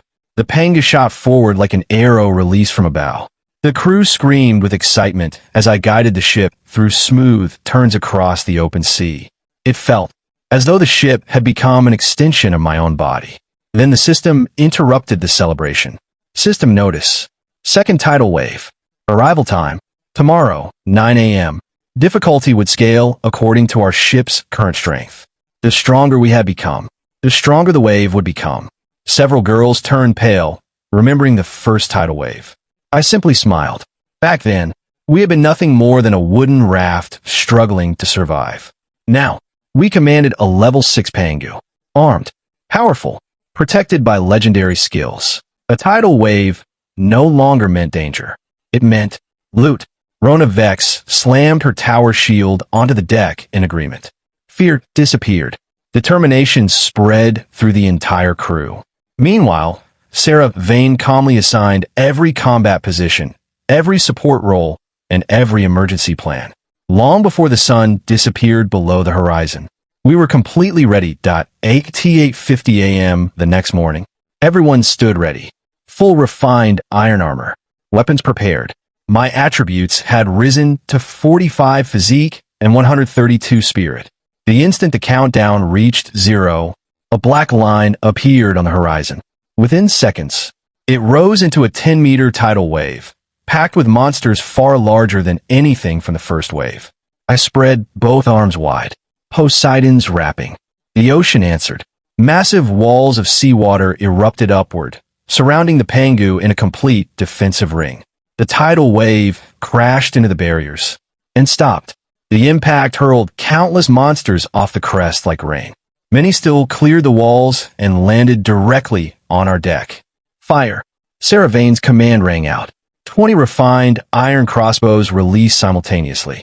The first wave of monsters was shredded before it could organize. A giant crab-octopus hybrid burst through the barrage, swinging enormous tentacles. Rona Vex stepped forward without hesitation. Her tower shield slammed into the creature, pinning it firmly against the deck. Now, I activated structural weakness. The nerve cluster. Third pair of legs. Kira Loon disappeared beneath the monster. A flash of steel. The creature collapsed dead only seconds later. High above the battlefield, Zara Finn rode her now much larger dragon, raining fire onto every flying monster that approached. Meanwhile, Bao Lin's sticky pink bubbles trapped the faster enemies in midair, turning them into effortless targets for the crossbow squad. The battlefield looked chaotic, but under Sarah Vane's command, everything moved with perfect precision. Then, the second surge arrived, much stronger. A massive black-scaled lizard, nearly 10 meters long, emerged from the collapsing wave. Without warning, it fired a devastating beam of energy directly toward our crossbow line. I reacted instantly. A gigantic seawater hand rose from the ocean to intercept it. The beam tore straight through the water, but the brief delay was enough. I saw the opening. Its mouth, dragon fire, a thrown spear, more than a dozen arrows. Every attack struck the open mouth simultaneously. The monster staggered. That was all I needed. I launched myself into the air. The gourmet mantis blade appeared in my hand. Power charge strike. Triple damage. I drove downward with everything I had. The blade pierced through the creature's mouth, bursting out through the back of its skull. The enormous body collapsed into the sea. A storm core floated upward from the corpse. The tidal wave continued for a full hour. Wave after wave. Monster after monster. The crew fought without retreating even once. Finally, the ocean became calm again. The deck of the Pangu was buried beneath mountains of monster corpses. Every single member of the crew had survived. Only a few suffered minor injuries. Nothing serious. System evaluation complete. Reward: 1 additional storm core. 1 epic chest. Cheers erupted across the ship. Everyone looked exhausted, but they were smiling. No longer hiding behind me. No longer depending entirely on me. They had become true comrades. Cleanup began immediately. Sarah Vane's shrimp soldiers and crab generals dragged the monster corpses back into the sea. The rest of the crew scrubbed blood from the deck. Repairs consumed 50,000 planks and 8,000 iron. With unlimited resources, the cost meant nothing. I praised the entire crew for their performance. But I also made sure everyone remembered one important fact.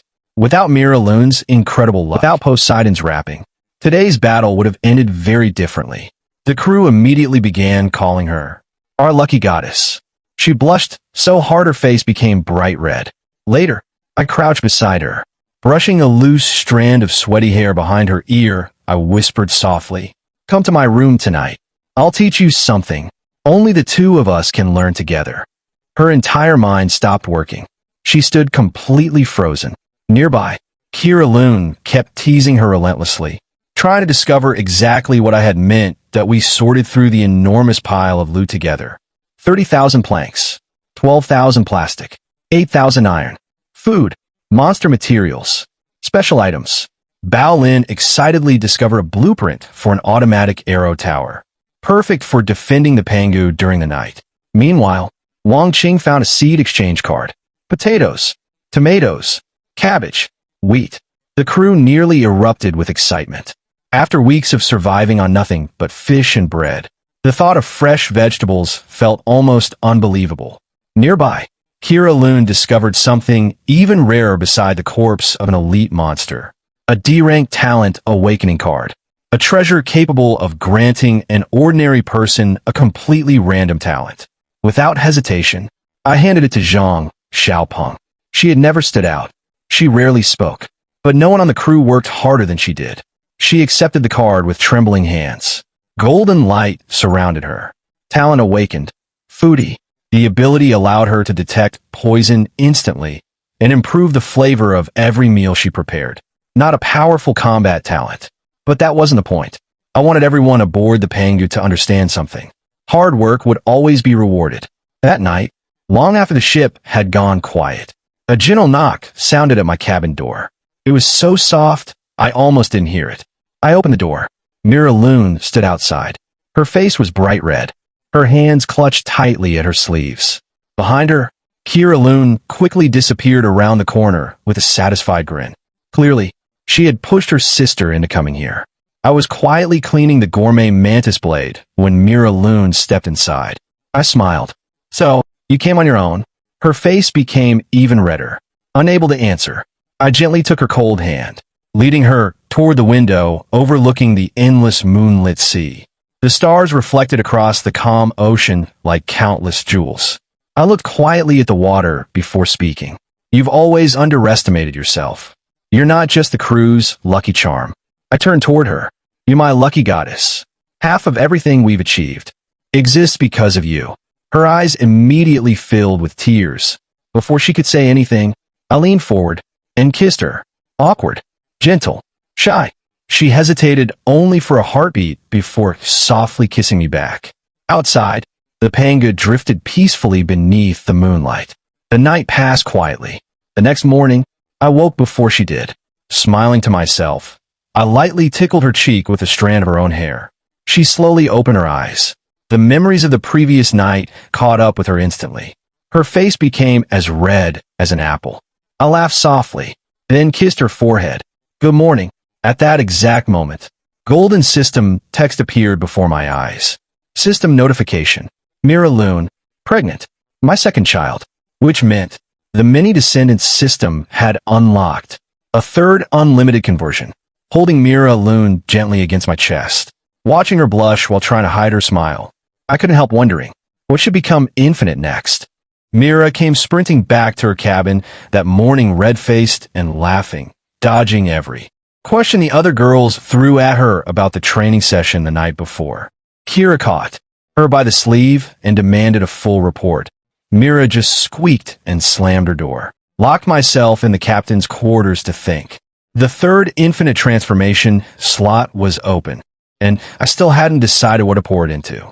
I ran through the obvious choices: wood, food, plastic, and dismissed all of them. Basic goods I could already get by trading my unlimited water and iron. What I needed was something rare enough to break the game wide open. I called for Sarah. She arrived sharp as always, already halfway into a theory before she'd even sat down a data slate tucked under one arm. She'd been tracking the global trade index for weeks, and her conclusion was blunt. Storm cores were the single biggest bottleneck in this world. You could only get them by surviving a tsunami, killing a rival captain, or clearing a rare boss. Nobody sold them because nobody had spares. Everyone needed them for ship upgrades and heavy weapons. Her point was simple. Unlimited storm cores wouldn't just put us ahead, it would let us skip entire tiers of development. We could trade them for blueprints, treasures, anything. We'd control the resource economy outright. You've got 3 seconds of dramatic hesitation left before I make the decision for you, she added dryly, and that settled it. I opened the transformation menu, selected Storm Core, and confirmed. The weight of that decision settled into my chest immediately. Then I pulled out the blueprint set I'd been saving for the Great Wall class hull, and with the cores now infinite, we finally had every material the build required. The ship shuddered the moment construction began. Purple light wrapped the hull brighter than anything we'd generated before. The crew ran up on deck and watched the Aurelia reshape itself in real time, the hull stretching to 150 meters with giving way to layered armor plate, cannon barrels sliding out along the flanks, a carved dragon prow rising at the bow. When the light faded, a dark gold fortress sat on the water where our raft-turned ship used to be. 30 cannon ports, 3 arrow towers, a mid-deck garden ring, a reinforced dragonbone hull that boosted our defense by half and doubled our ramming force. Everyone was screaming with excitement. Rona ran the length of the deck twice just to feel the new plating under her boots. I stood in the new command deck and felt the floor hum with actual power for the first time. This was a warship now. Sarah brought me back down fast, though. The ship was incredible, she said, but our food supply still wasn't solved.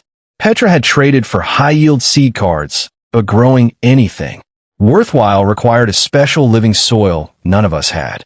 Sarah tapped a region on the chart, called the Ordinary Sea, flavorless on paper, but stacked with rare resources. If living soil existed anywhere nearby, it would be there. I opened ship-wide comms. Next stop, the Ordinary Sea. The Aurelia cut through calm water, like a blade, and for the first time in weeks, the crew actually relaxed. Armor came off. Tank. Tops and shorts came out. Rona fished off the rail by sheer strength, hauling up fish twice her forearm's length, and holding each one up for the others to admire like a trophy. Bow sent little bubble kites skimming across the waves, chasing gulls with them until Dot yelled at her to stop scaring the fish away. Zara promised her dragon better food at the next port, scratching under its chin while it crooned. And Mira sat under a parasol pretending to read a book she wasn't looking at, glancing at my cabin door every few minutes. Kira eventually took over the fishing line from Rona out of what she claimed was pure boredom, though her form was cleaner and her patience noticeably better. She just didn't feel the need to narrate every catch to the whole deck the way Rona did. Petra spent the calm afternoon crouched over the garden beds with a magnifying lens, cataloging which seedlings had taken to the new soil mix and which hadn't, muttering plans for expansion the moment we found the living soil she actually needed. Dot moved between all of them with a tray of watered-down citrus, making sure nobody forgot to drink in the heat, quietly keeping the whole ship running the way she always did without anyone quite noticing how much of it depended on her.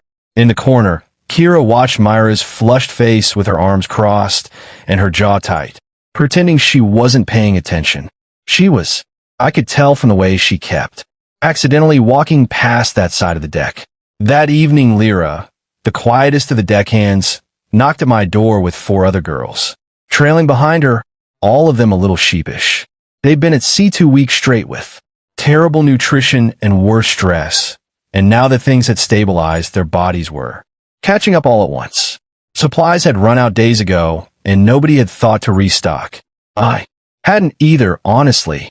I opened the trading market that night and searched for basic hygiene supplies. The prices were absurd, 10 bottles of clean water per pack, and the world chat was full of other captains complaining about the exact same shortage. With unlimited water sitting in my inventory, though the asking price meant nothing, I bought out the largest seller, then cleared every other listing on the board, 2 full crates by the time I was done.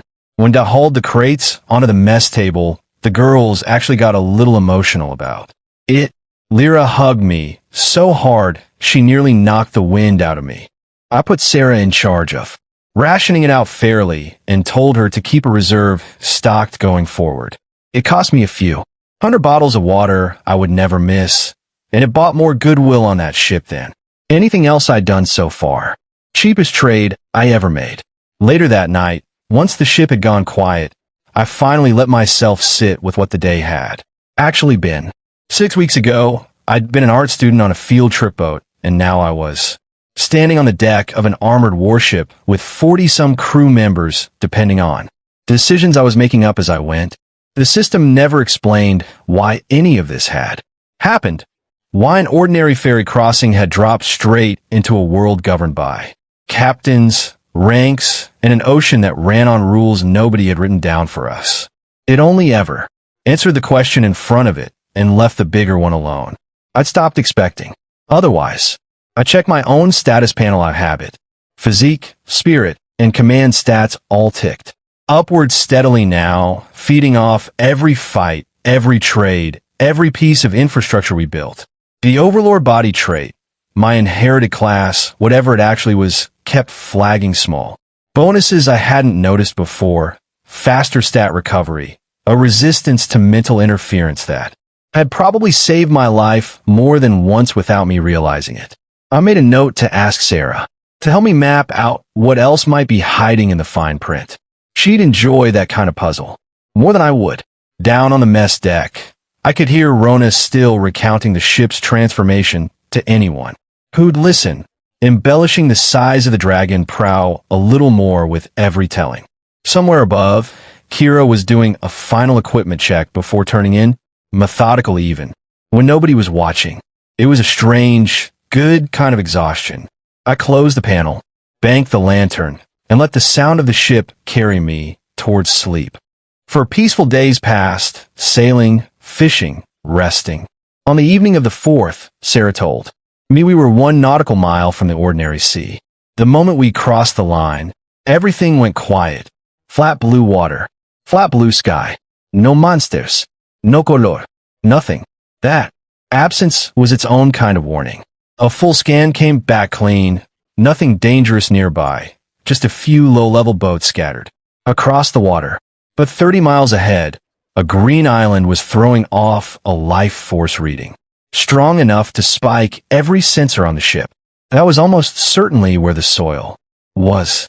As we closed in, the smell hit first, clean, overwhelming plant life so strong it felt like breathing color. My own condition, sitting at 50 physique by then, let me feel something deeper underneath it, a current of raw life energy, vast enough to be unsettling. 5 miles out, every scanner on the ship died at once. Screens dissolved into static. Some field was jamming us completely.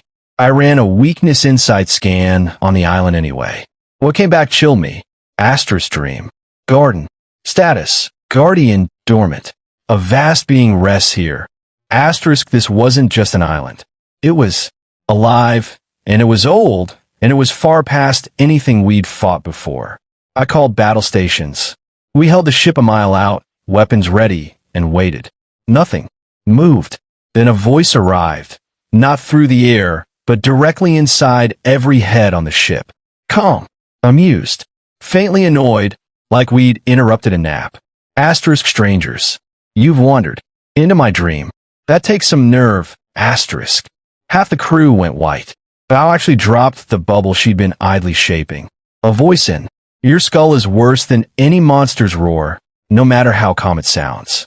I told everyone to breathe and hold position, cracked a bad joke about talking parrots, and hoped nobody noticed my own hands weren't steady either. Whatever that presence was, it leaned on the mind like a physical weight, heavy enough that even with 130 spirit points, I felt it. Running wasn't really an option. The soil we needed was here, and I wasn't confident we could outrun whatever had just spoken. So I took a landing party, Rona, Kira, Zura, with Bao, throwing a shielding bubble over the raft as we crossed. The ground on the island was warm, almost soft like it was breathing. Vines pulled back from our path on their own. Branches lifted themselves clear overhead. The whole island seemed to be steering us somewhere. We followed the pull to a glowing lake at the island's heart. In the center, resting on a flower, built from layered light, lay a woman with hair like a waterfall of green, skin pale as new petals. Features too symmetrical to be real. My scan named her Verdana, the sleeping flower. Guardian, legendary tier. Her spirit had been damaged in some ancient conflict, and self-protective sleep was the only thing keeping her alive. The system offered 2 paths. Predatory extraction, kill her, take the material yield, and permanently strip all life from this stretch of sea. Or a bonded awakening, conditions unlisted. Killing her was never a real option. Beyond the waste, it felt wrong to end something like this. For parts, if I could wake her instead, she might actually join us, which from a purely practical standpoint was a far better trade. Behind me, Rona had gone very still, which for Rona was its own kind of alarm.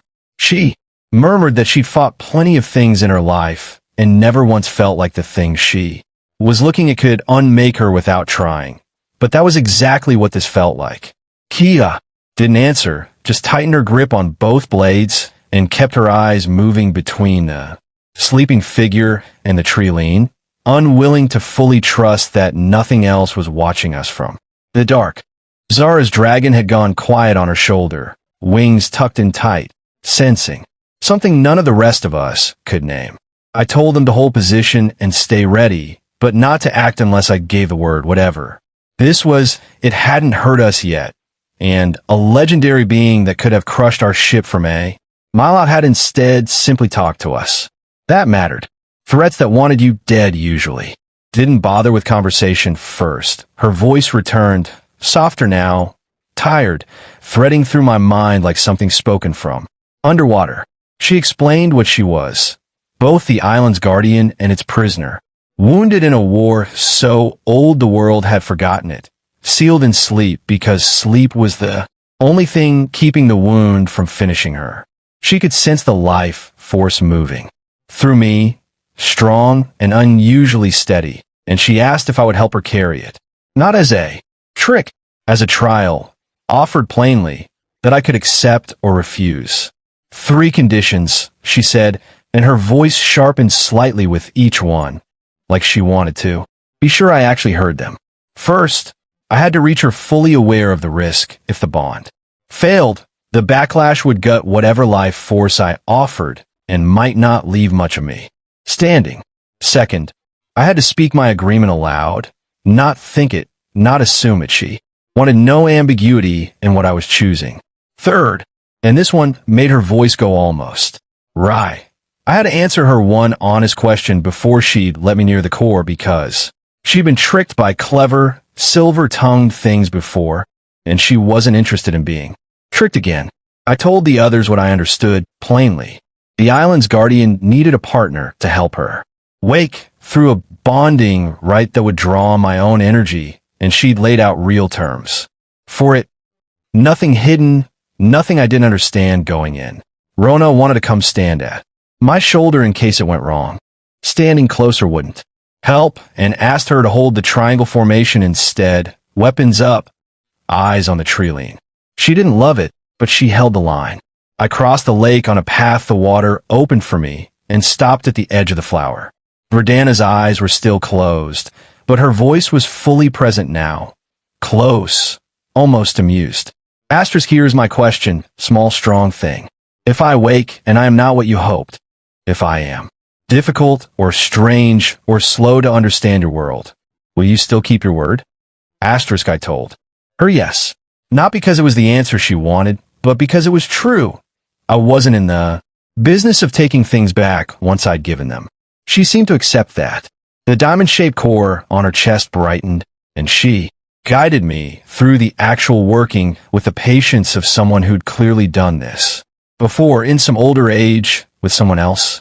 I was to place my palm flat against the core and let my own energy flow outward at a pace she set. Not I, she'd pull, and I was to let her, and stop the instant either of us said stop. We agreed on that out loud too, both of us before either of us moved. The flower bud folded slowly around us as the transfer began, sealing the working away from the wind and the noise of the world. It was slow going at first, almost gentle, her pull steady and careful like she was testing the weight of what I was offering before she trusted it. Then it built, the diamond core flaring brighter, green and gold twisting together, her breathing changing as something long buried in her started stirring back to life. My own energy drained, hard toward the end, but her current reversed and flowed back into me before I hit empty, keeping me upright, keeping the exchange balanced instead of one-sided. The bud burst open an hour later in a wash of light. The output was too much for the island to hold quietly. A column of green light tore straight up through the clouds, visible for 100 miles, and the system broadcast it to every captain in the region. Asterisk unknown high tier.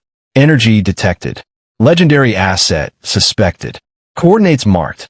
Asterisk so much for staying unnoticed. In the last few minutes before the bud opened, I felt something in the exchange shift. Less like pouring water into an empty vessel, more like two currents finally finding the same rhythm. Verdana's voice reached me one final time before the light broke over both of us, quieter than anything she'd said yet almost private. She thanked me, not for the energy itself, but for asking the question and waiting for the real answer instead of assuming she'd already given it. It stuck with me longer than I expected it to. Back on the Aurelia, Sarah couldn't reach me through the jamming, so she didn't wait for orders. She threw the ship straight into combat stance. Cannons unlocked, arrow towers charged. Every hand on deck armored up. Her strategic rating turned her into a cold, competent commander in about 4 seconds flat. The world chat was already boiling. Every captain within range was turning toward the beam. On the island, the light reversed all at once, sucking back down into Verdana's core like water, draining through a hole. The flower closed, then opened again. Her eyes came open, the purest emerald I'd ever seen, and she looked around at the world like she was seeing it for the first time. Then she found me. The system confirmed the bond. Awakening complete. Service contract signed, willingly on both sides. A shout cut through the quiet before I could process any of it. Ships were closing on the Aurelia from every direction. I looked to Rona, Kira, and Zara, tense weapons ready. Then to Verdana, who watched all of it with wide, newly open eyes, still working out how to hold her own head up straight. Prepare for battle, I said. Let's see what our new recruit can do. The others clearly doubted her.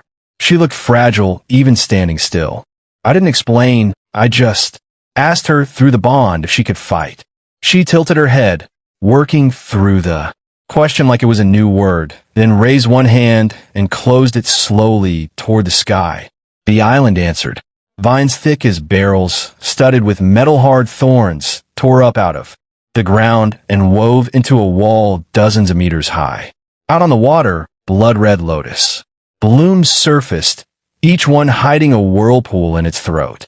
The peaceful little paradise I'd been standing on became, in about 6 seconds, the most dangerous stretch of water in the sea.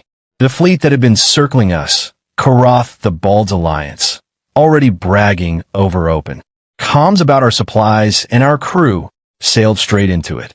Vines speared hulls and dragged crews under before they even got shot off. Karath himself barely got a curse out before a whirlpool folded his flagship into splinters. Not one weapon scratched the vines. What had started as their hunt turned into something closer to a verdict.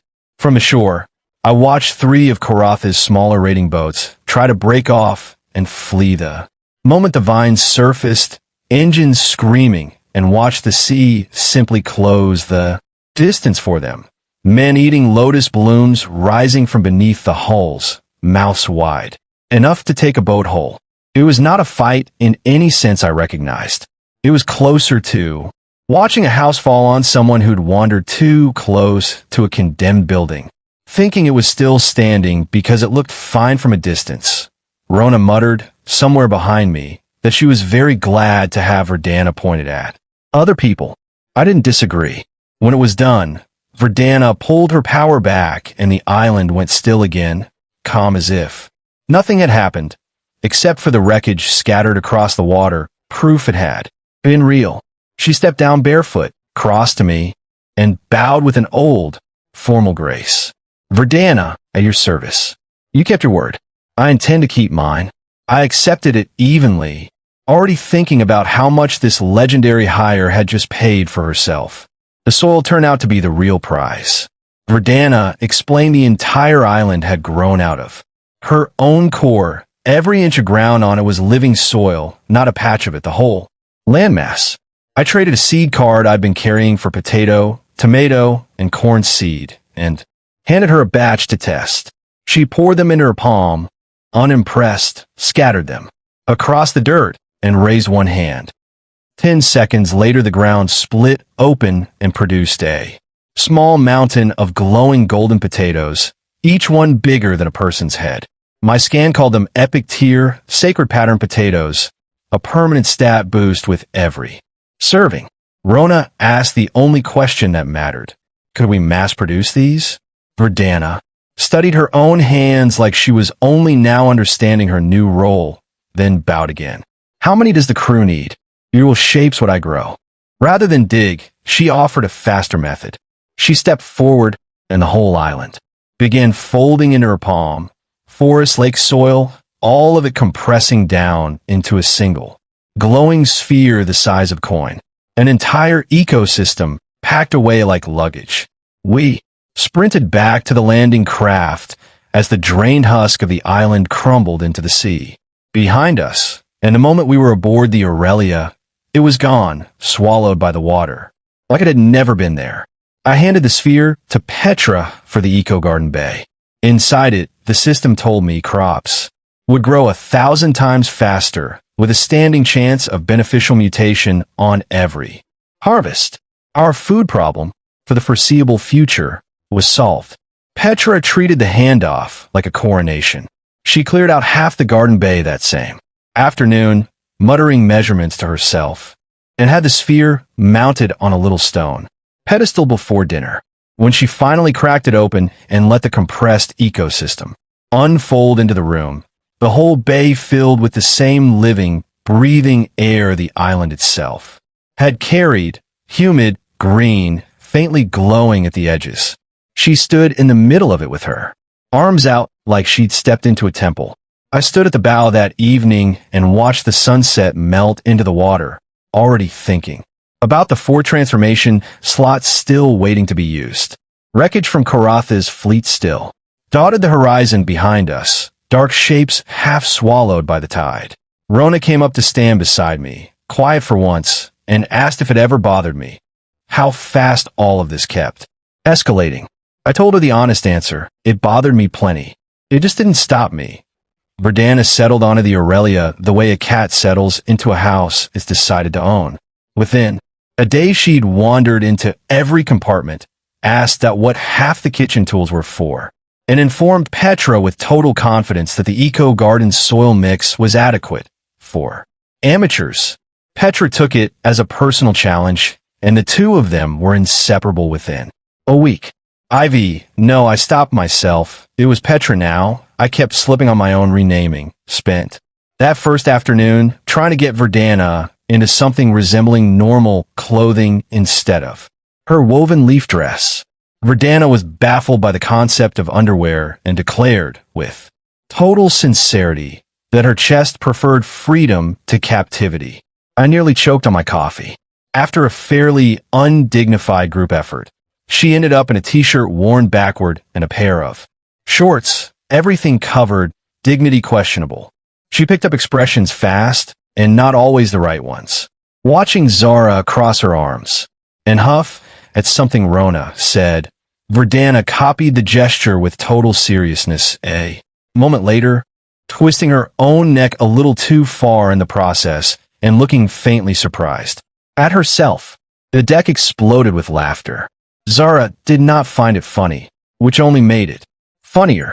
When Zara stomped one foot in frustration, Verdana stomped hers too, hard enough that the steel deck actually boomed, and Zara ended up burying her red face in Bao's shoulder, complaining loudly that the goddess was bullying her by copying everything she did. Zara's jealousy, if that's what it was, showed up in smaller ways too. She spent an evening on the lookout platform carving a little wooden figure with a knife, muttering the whole time, and when I finally saw it, it was a crude stickman labeled, in her surprisingly neat handwriting, Big Soft-Hearted Captain. Her dragon nuzzled her cheek, trying to talk her down from whatever mood she was in. She swore, mostly to the dragon, that she'd prove she was the strongest one on this ship, no matter how many legendary recruits I brought aboard. Verdana, for her part, treated the whole crew with the earnest confusion of someone raised entirely by an island. She asked, without a trace of irony, whether humans photosynthesized on sunny days. She asked Kira why she carried 2 blades instead of growing extra arms, which Kira did not have a good answer for. And when Mira nervously asked whether Verdana might eventually want a family of her own someday, Verdana considered the question with the same seriousness she gave everything, and said that she supposed she would, once she understood this world well enough to raise something in it properly, which struck me as a far more reasonable answer than the question probably deserved. By the end of the week, she'd more or less adopted the eco-garden as her personal kingdom. Humming to the crop rose in a language none of us recognized, and Petra had started, keeping a notebook just to track what worked. It was against every reasonable expectation. Working out. One afternoon, I put Sarah and Verdana in joint command of the ship while I took a small party out to check a nearby reef for salvage. Sarah briefed her seriously beforehand: patrol, rotations, signal protocols, what to do if another crew got too close. Verdana listened with total focus, then spent most of the afternoon standing at the bow in an exact copy of Sarah's posture, arms folded the same way, chin tilted the same fraction of a degree, occasionally repeating, "Anyone who attacks this ship will learn why the flowers bloom red," in a flat, serious imitation of Sarah's command voice. By the time we got back, half the crew had picked up the line as a running joke, and Sarah pretended to be annoyed about it for exactly as long as it took her to laugh. For her part, found her footing with Verdana faster than anyone. The two of them settled into an easy rhythm in the galley, that handling technique, Verdana supplying ingredients that shouldn't have existed outside a legend, glowing root vegetables and fruit that hummed faintly when you bit into them. Never asked too many questions about where any of it came from. She just cooked, quietly proud of feeding a crew that had gone hungry more nights than any of them liked to remember. That night, I collapsed into the captain's chair, wrung out from the day. Sarah knocked and came in with hot tea, hair still damp from a bath, and started working the knots out of my shoulders while we talked through the fourth transformation slot. I floated a few ideas, rare, or better weapons, but she talked me out of all of them. We weren't short on anything urgent anymore. Food was solved, water and iron were infinite. Storm cores too. No pressing. Weakness meant no reason to burn the trump card yet. Better to save it for something that actually changed the equation. She was right, as usual, and I told her so. There was a comfortable, familiar rhythm to these late-night check-ins by then. That night, I collapsed into the captain's chair, wrung out from the day. Sarah knocked and came in with hot tea, hair still damp from a bath, and started working the knots out of my shoulders while we talked through the fourth transformation slot. I floated a few ideas, rare, or better weapons, but she talked me out of all of them. We weren't short on anything urgent anymore. Food was solved, water and iron were infinite. Storm cores too. No pressing. Weakness meant no reason to burn the trump card yet. Better to save it for something that actually changed the equation. She was right, as usual, and I told her so. There was a comfortable, familiar rhythm to these late-night check-ins by then. Sarah would find some excuse to linger a little past when the strategy talk actually ended. That night it was. A small tear starting at the ankle of her stocking, and she went faintly pink when I noticed it, before she tried to hide it. "It's nothing," she said, in the tone of someone who very much wanted it discussed. I told her I'd restocked her drawer that week. Unlimited water bought a great many things, including an embarrassing amount of hosiery, and set a fresh pair on the desk without further comment. She took an unusually long time picking it up. Neither of us ever quite said what any of this was. It didn't need saying. She lingered by the door afterward, turning the new pair over in her hands like she was deciding whether to say something else. In the end, she just thanked me for the stockings, and in a roundabout way that cost her some effort to get out, for trusting her judgment on the transformation slot without needing it explained twice. I told her that was easy. She'd earned that trust every week since the raft days, long before either of us had a warship or a crew ranking to worry about. She left with a small, satisfied sort of smile she didn't bother hiding. The next morning was for once genuinely quiet. Rona fished off the rail with a rod that looked more like rebar. Kira ran drills on deck. My physique had climbed to 65 by then, and the ship was running well, fed, armed, and stronger across the board. I cooked the first batch of golden potatoes in a huge iron pot on deck, and the smell alone pulled every girl on the ship into a line. I handed out the first bowl to Sarah, then took mine. It hit like warm, dense cream. and the system logged the gain immediately, a small permanent boost compounding with every meal. The rest of the crew didn't process the energy as cleanly as I did. Temperatures spiked across the deck almost at once. Bao's face went red as a lantern Mira started fanning herself with both hands. Zara peeled off her jacket down to a sports vest, and even Sarah looked flushed, pushing her glasses up with the back of her wrist. I told everyone to sit, breathe, and let their bodies burn through it. Sound advice that also happened to be the only thing keeping the deck from turning into total chaos. Verdana wandered through the middle of it completely unaffected, mildly curious why everyone looked so warm, and made herself useful fanning people with a huge leaf she'd grown for the occasion. An hour later the surge had settled, and the numbers didn't lie. Average physique across the crew had jumped hard. Girls who'd been sitting at baseline were now pushing into the low teens. Our overall combat rating climbed with them. There was a lighter side effect, too. The crew had gotten noticeably bolder around me. More teasing, more confidence, less of the shy deference from the raft days.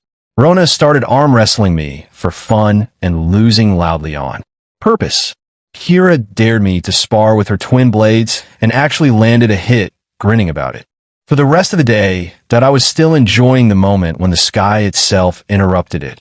A curtain of gold light rolling across the horizon, ancient text scrolling overhead.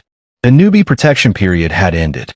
3 new systems were live: a daily mission board, a global ship power ranking, and a global crew strength ranking, both updating weekly with rewards for the top 100. I checked crew strength first. We were first. Verdana's legendary rating alone carried us there, though I knew that wouldn't hold if she ever had to fight off her home ground. Then I checked ship power, and the ground dropped out from under the good mood. We were 5th. First place was a level 8 fortress ship called the Leviathan. 2nd and 3rd were level 7. Our level 6 Aurelia looked small next to all of them. I noticed a familiar name farther down the board too: Drake Orlin, a flashy rival captain I'd traded a few smug messages with on the World Channel, sitting comfortably in the top 20 and clearly enjoying reminding everyone about it in the world chat. The crew's confidence took a visible hit. I stood up and put to them plainly, we were 5th, not 1st, and that just meant there was room to climb. Did they want to hide on this ship hoping nothing bigger ever found us, or push to make the Aurelia the actual best hull on the water? Rona punched the air. Kira's eyes lit up with something sharp. The mood snapped back hard. Sarah, ever practical, pointed out what climbing to level 7 would actually cost: rare materials like colorful glazed timber that barely existed on the open market, all of it hoarded by captains who needed it for their own ships. The mission board was our best shot at getting any of it on a predictable timeline. I opened it and found an epic tier bounty near the top. Clear. The nest of something called the Howling Wraith. The reward included a rare material exchange card worth 10,000 units, more than enough to cover our upgrade, plus a treasure chest and 1,000 points.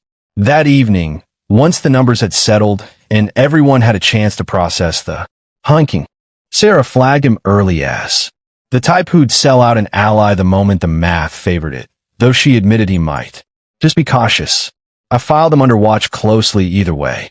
Cobra barely spoke, and when he did it was short and needling, sizing up every other captain's crew size and gear like he was pricing livestock.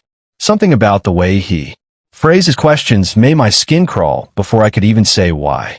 And then there was Laughing Buddha, a bald, serene-voiced captain who talked constantly about cooperation, fairness, and shared risk, phrased so warmly that 3 other captains had already agreed to his terms before I'd finished reading the message. I met people who smile that much and mean it. He wasn't one of them.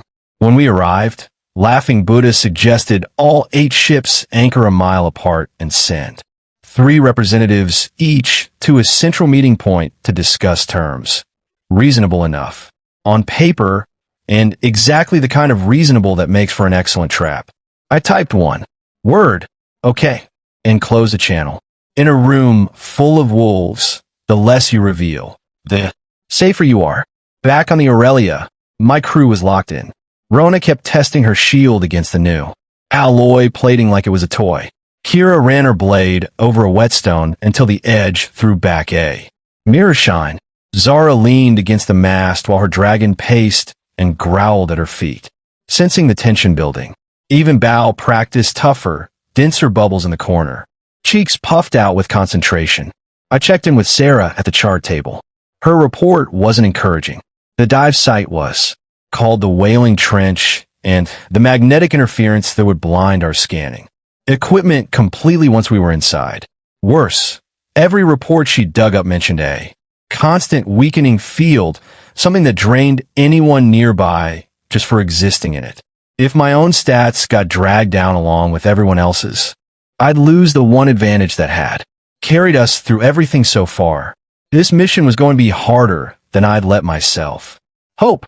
Sarah laid out what she could find on the other 7 crews, cross-referencing old world chat archives against the mission channel's activity logs. T-Rex's crew had a reputation for burning through allies fast. 3 prior joint missions, 3 prior betrayals, always initiated by someone else first according to his own account, which told her everything she needed to know about how reliable that account probably was. Old Turtle's crew had a cleaner record, oddly enough, which made her more suspicious of him rather than less. Cobra's crew barely had a public record at all, which was its own kind of warning sign. And Laughing Buddha's public reputation was infuriatingly spotless. Charitable donations to newer captains, mediation credits in 3 separate disputes, a small fan following on the World Channel who called him honest and fair. Sarah didn't buy a word of it, and neither did I. The polished ones are always the ones to watch first, she said, tapping his profile picture with one finger. Nobody gets that clean by accident in a world like this. I told her I agreed, and asked her to keep a private channel open to me the entire time we were underwater, regardless of what the mission's official comm rules said about it. She already had a half set up before I finished the sentence. I spent the last hour before we reached the site going over gear with the team one more time, less because anything needed checking twice and more because it gave everyone something to do with their hands. Bao asked, not entirely joking, whether we could just let the other 7 crews fight it out first and swoop in for the reward once the dust settled. I told her that was exactly the kind of plan Cobra was probably already running through his own head, which meant at least one other captain down there had the same idea, and we couldn't count on being the only ones patient enough to wait out. Better to go in with eyes open and a plan of our own than to gamble on everyone else being slower than us. The night before the dive, the whole ship stayed tense. Mira knocked on my door well past midnight, still in the oversized shirt I'd given her, looking small and unsettled. She couldn't sleep. The whirlpool felt wrong to her, and she was afraid her luck talent might turn on us at the worst possible moment. I took her hand and told her the truth. Even if the sky came down, I'd hold it up. She was good luck, not bad, and I meant it. Instead of sending her back to bed on nothing but reassurance, I asked her to come up to the practice deck with me. Cool night air, lantern light, and enough open space to actually move. Rona was still up doing her own drills near the bow and waved us over without asking questions. I set Mira up with a practice blade, dulled and light, and walked her through. Footwork slowly, hand guiding her wrist through the motion until she found a rhythm on her own. She was terrible at it at first, tripping over her own feet twice and laughing so hard the second time she had to sit down. I read fortunes, I don't fight, she told me, mostly resigned. I told her that wasn't really true anymore. She'd been on this ship long enough to have earned better instincts than she gave herself credit for, and had her run the same block and step sequence again. By the 10th pass, she wasn't thinking about her feet anymore, and that was the whole point. Rona wandered over halfway through to heckle constructively, correcting Myra's stance twice, with the bluntness only Rona could get away with, and the 3 of us ended up running drills Together for the better part of an hour, Myra's nerves burning off a little more with every round. By the end, she was steadier on her feet, breathing easier and considerably less afraid of tomorrow than she'd been at midnight. The system logged the session as a genuine gain. Her focus under real, sustained pressure had improved enough to unlock a latent branch of her luck talent, something called a divine sign draw, a rare chance at pulling a one-time blessing tier item. I told her that was worth celebrating and meant it. She went to bed that night worn out and pleased with herself, in a way she hadn't been in weeks. In the morning, she pulled out her draw scroll on deck in front of half the crew and shook it, with her eyes closed, still riding the confidence from the night before. The system flagged, something it hadn't shown before. Her elevated focus had triggered a rare, critical roll on the divine sign talent.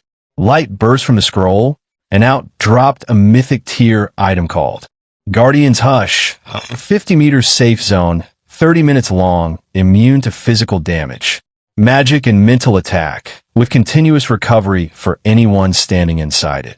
For a mission where death could come from any direction, that was close to a cheat code, and I told her so. She beamed like she'd won something enormous, which, honestly, she had. Kira caught me on the way out and made a dry comment about my new training program. I pinched her cheek and asked if she wanted to sign up too. She swatted my hand away, unimpressed, and reminded me we had a monster to kill. Mira found me again before we left the deck, scroll still clutched to her chest, and asked, half joking, half not, whether the divine sign meant she'd actually earned her place on this crew instead of just being lucky ballast everyone tolerated. I told her that lucky ballast didn't pull a mythic tier item out of thin air through sheer nerve, and that if she wanted proof she belonged here, she just handed it to herself. She went a little pink at that, tucked the scroll away, and didn't bring it up again, but she stood a little straighter for the rest of the morning. Rona clapped her on the back hard enough to stagger her and declared, loudly enough for half the deck to hear, that their little practice session last night had officially made Mira an honorary tank, a title Mira accepted with visible confusion and no actual understanding of what it meant, which only made Rona laugh harder. 2 days later, we reached the site at dawn, a stretch of dead gray-black water under permanent fog, the air thick with rot, faint screaming threading through everyone's skull. Without ever touching an ear, 8 ships sat around a mile-wide whirlpool like ancient beasts, facing off in the dark. The trench had a standing, weakening effect on anything living nearby. I felt my own stats sag under it, though my conditioning kept it from mattering much. Some of the crew went pale immediately. At the central meeting, 20 representatives gathered on a makeshift platform of lashed driftwood at the whirlpool's edge. T-Rex turned out to be a mountain of a man, over 2 meters tall, scarred everywhere, skin showed, carrying a blood-colored axe the size of a door. Laughing Buddha was a bald, soft-spoken monk with sharp, calculating eyes that didn't match his gentle voice. Cobra was thin and pale, constantly licking his lips, sizing up every fighter, present like cuts of meat at a market. When they saw I'd only brought 2 of my own, T-Rex laughed and asked if we were here to play games. Kira answered by slamming her shield into the platform hard enough to shake the whole structure. Rona's hand twitched toward her sword hilt, killing intent locking onto him like a targeting laser. He shut up fast. Laughing Buddha reiterated his proposal. All 8 ships lower ropes together into the whirlpool, share the risk, support each other. Cobra backed him up, suggesting we anchor together at the edge. I almost laughed out loud. Classic trap. Tie 8 crews together by rope. And the real fight, if one broke out, would happen between us long before any monster got involved. But refusing wasn't a real option either. It would mark me as the outsider everyone turned on first. So I smiled, agreed, and made a note to trust none of it. Back on the Aurelia, I told Sarah everything. She called it exactly what it was, a scheme, hiding in plain sight, one that everyone at that meeting had recognized, and none of them could afford to refuse either. I gave the order to swap every rope and anchor on our side for. Reinforced alloy kept Zara's dragon on standby for aerial support, and made it clear that if anyone tried anything, they'd learn what real firepower from the sky looked like. Sarah ran one more pass over the mission's terms while the crew prepped gear, looking for any clause we might have missed. She found something small but worth flagging: the reward. Payout was locked to whichever crew's flag captain personally struck the finishing blow, not merely whoever contributed the most damage. That detail alone explained why an alliance of 8 had ever agreed to dive together in the first place. Every one of them was betting they'd be the ones standing at the end, reward in hand, and every one of them had almost certainly already worked out how they intended to make that true. It didn't change our plan. It confirmed it. Before we lowered the ropes, I gathered my team for one last check. Rona ran her fingers along the seam of her shield, testing the alloy weld one final time. Kira had already sharpened both blades twice that morning out of nervous habit. Zara knelt beside her dragon, murmuring something low and steadying, and it settled against her with a soft, low rumble. Bow petit. One more compressed bubble, small and dense, testing whether she could hold the shape under real pressure instead of open air. I told them the same thing I always told them before. Something dangerous. Watch each other's backs first, the mission second. Everything else was negotiable. The 8 ships moved into position around the whirlpool. Anchors crashed into the seabed. Thick ropes dropped into the darkness below. An alliance built on lies and mutual suspicion was officially in motion. 10 of us went down the line: Rona, Kira, Zara, Bao, and 6 volunteers with Sarah and Verdana left in command of the ship above. The descent felt like being pulled through coal tar, the screaming sharpening into something closer to a physical blow the deeper we went. At 50 meters, Cobra made his first move. His rope whipped sideways toward our line like a snake, aiming to knock my whole team into the abyss below. Kira reacted before I'd even finished processing it. She locked her legs around our line, freed one hand, and smashed her shield into the incoming rope with 5 times her normal strength. The collision boomed like a bell through the dark water. She didn't budge an inch. Cobra claimed over the comm line that his hand had slipped. Pure garbage, and everyone knew it. I sent Rona a short message instead of wasting words on him. Send him a gift. 30 seconds later, a scream echoed up from Cobra's line. One of his rear guards had lost a hand clean at the wrist. Rona reappeared next to me a moment later, her blade untouched. Nobody on Cobra's side spoke again for the rest of the descent. We reached the bottom in a huge underwater cave built around a stone platform and a cracked, ancient altar.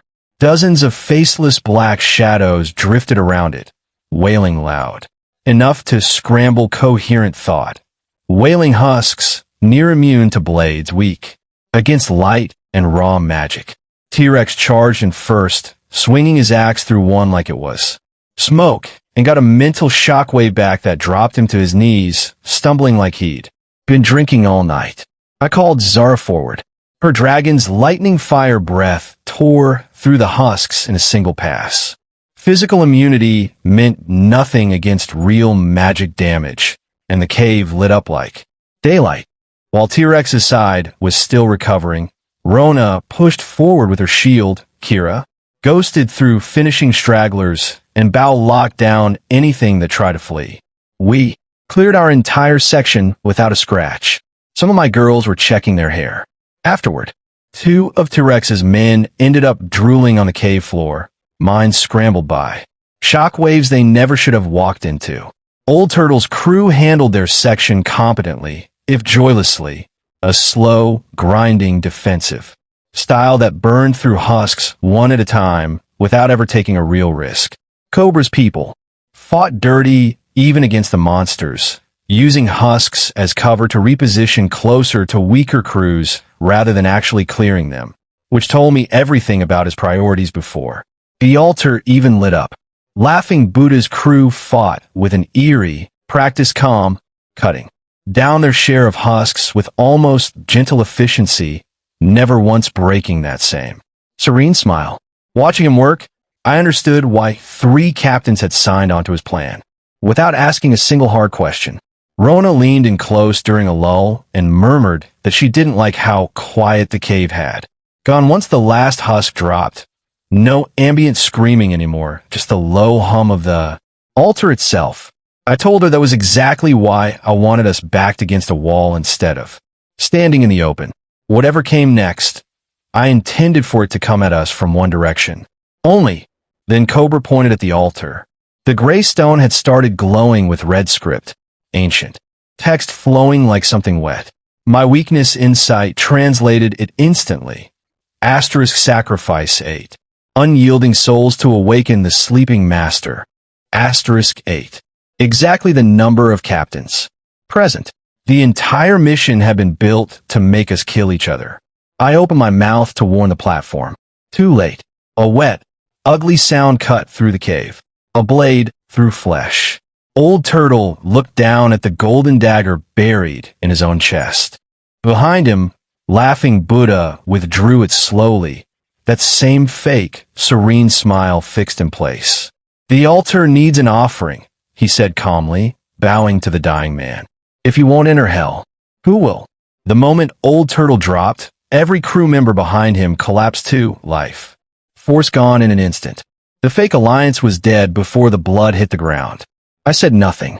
Signaled my team back against the rock wall. Easy to defend, hard to flank. Rona planted her shield in front of us like a fortress gate. Kira melted into the shadows. Zara's dragon crackled with lightning on her shoulder, warning anyone who got too close. We watched. Laughing Buddha went after T-Rex next. Cobra slithered toward the weaker captains, picking them off with cold efficiency. Screams echoed off the walls. It was exactly the chaos I'd expected the moment I saw that altar light up. T-Rex, to his credit, didn't go down easy. He met Laughing Buddha's first strike with the flat of his axe and actually held the block, bellowing something defiant that the cave swallowed. Before I could make out the words, it didn't matter. Laughing Buddha's blade technique wasn't built for brute contests. He slipped past the axe on the second exchange, found a gap between 2 scars, and put him down with the same serene, unhurried economy he'd used on Old Turtle. There was no anger in how he fought. That was somehow worse to watch than if there had been. Bow pressed close to my side, watching Cobra work through the weaker crews with a kind of detached, business-like cruelty, and asked in a whisper why nobody down here had thought to run the moment the script lit up on that altar. I told her the honest answer. There wasn't anywhere to run to. 8 ropes led to 8 ships an ocean's length apart. The whirlpool blocked any other way out, and every captain in that cave had made the same calculation I had. Survive first, worry about escape after. Some of them just weren't fast enough, or ruthless enough, or lucky enough to make it to the second half of that plan. When the 4th captain died, the altar cracked open entirely. A freezing wave rolled through the cave, and black mist gathered above the stone, folding itself into the shape of a faceless woman trailing sorrow like smoke. The morning wraith, epic rank and climbing toward legendary. My weakness insight came back garbled, unreadable, something that had never happened before. She killed T-Rex with a single sound, pulling his soul straight out through his own throat, and swallowing a whole. He shriveled up like a pop balloon. She grew stronger with every death.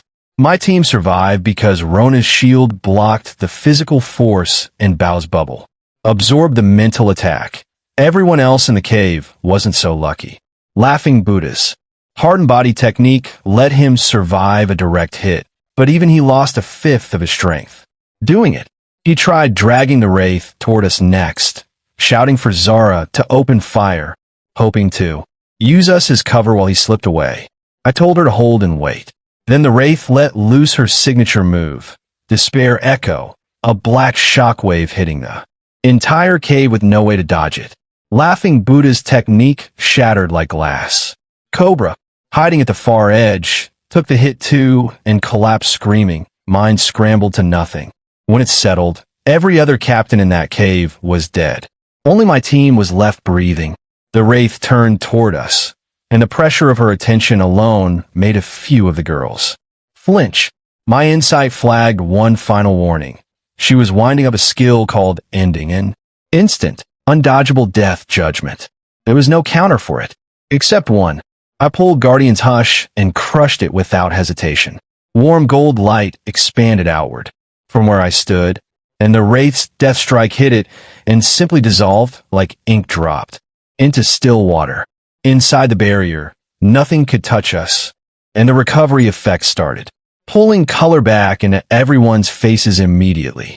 30 minutes, completely safe, while the wraith screamed and clawed at a wall she couldn't get through. We used every second of it. Sarah, tracking the fight through comms from a ship above, worked out that the wraith would hit a weak window right after her big attack, 5 minutes, where her core sat exposed. She called the play. Zara opens with dragon fire to crack the shield. Rona holds the front. Kira finds the cut. Bao locks down the field. As the barrier's timer ran low, the wraith was already visibly spent, her form flickering. When the shield dropped, Zara let everything go at once, compressed fire and lightning, punching clean through the wraith's core, tearing her mist form open. I closed the distance for her. The finishing strike, my blade forged years back from the shell of a gourmet mantis and never once dulled since. And then, right as it came up, she stopped fighting entirely. The rage went out of her all at once, replaced by something closer to relief. Her faceless head turned toward me, and a small, tired voice reached into my mind. "Kill me," she said. My blade froze mid-swing. For a long moment, nobody in that cave moved. Even Rona's shield lowered a fraction, like some instinct in her had recognized this wasn't a fight anymore. Not really. The wraith's mist form drifted, ragged where Zara's fire had torn through it, and the sound in my head wasn't a threat this time. It was closer to a plea from something that had been carrying a very old weight for a very long time and had simply run out of road. I didn't answer right away. My insight was still reading garbled static off her, but something in the tone had shifted enough that I risked a direct question instead of the killing stroke. What was she before the altar, before the 8-soul ritual had twisted her into whatever this was? The answer came slow, fractured, like she was dragging the memory up from somewhere buried. Under centuries of the same interrupted despair, she'd been bound to this trench long before any of us existed, sealed to a duty she never chose, feeding on captains sent down by a ritual none of the actual victims had designed. She wasn't hunting us. She was doing the only thing the binding allowed her to do, over and over, for longer than any of us could really picture. Sarah's voice crackled in through the private line, quiet and urgent. The barrier's aftereffects were fading fast, and whatever I decided, I needed to decide it in the next handful of seconds, before the trench's ambient weakening field caught up with all of us again.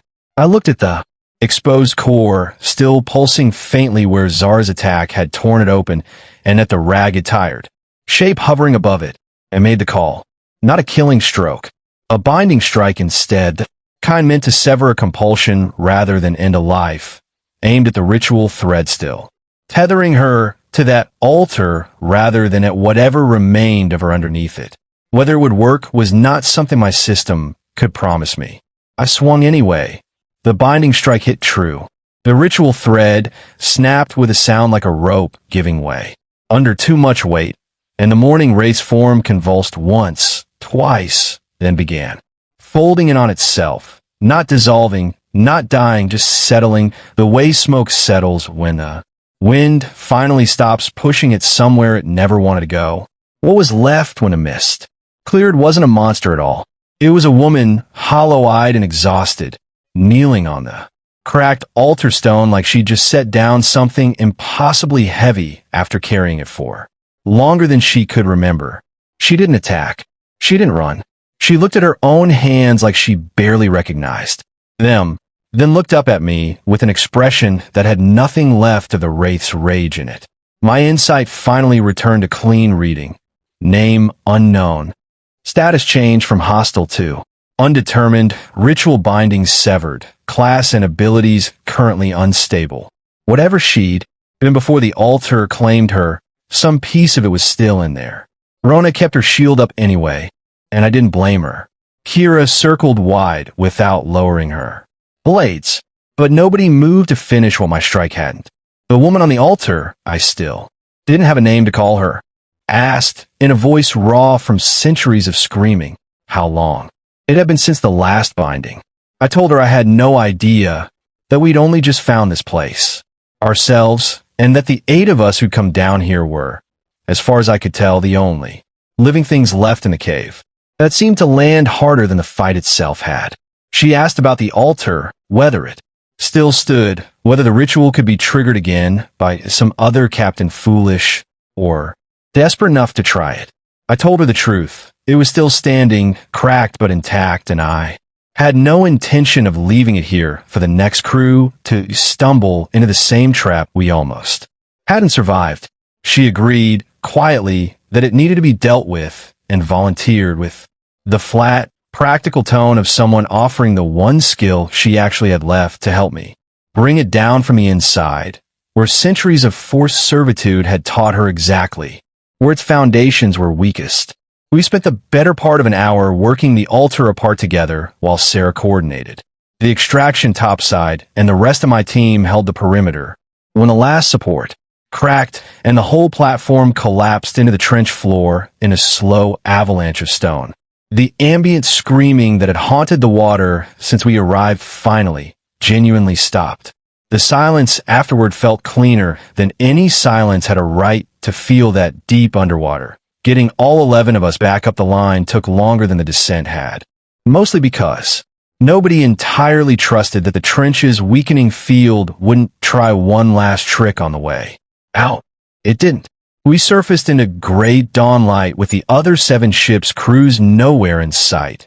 Dead, fled, or still down in the dark, and I wasn't inclined to go check which.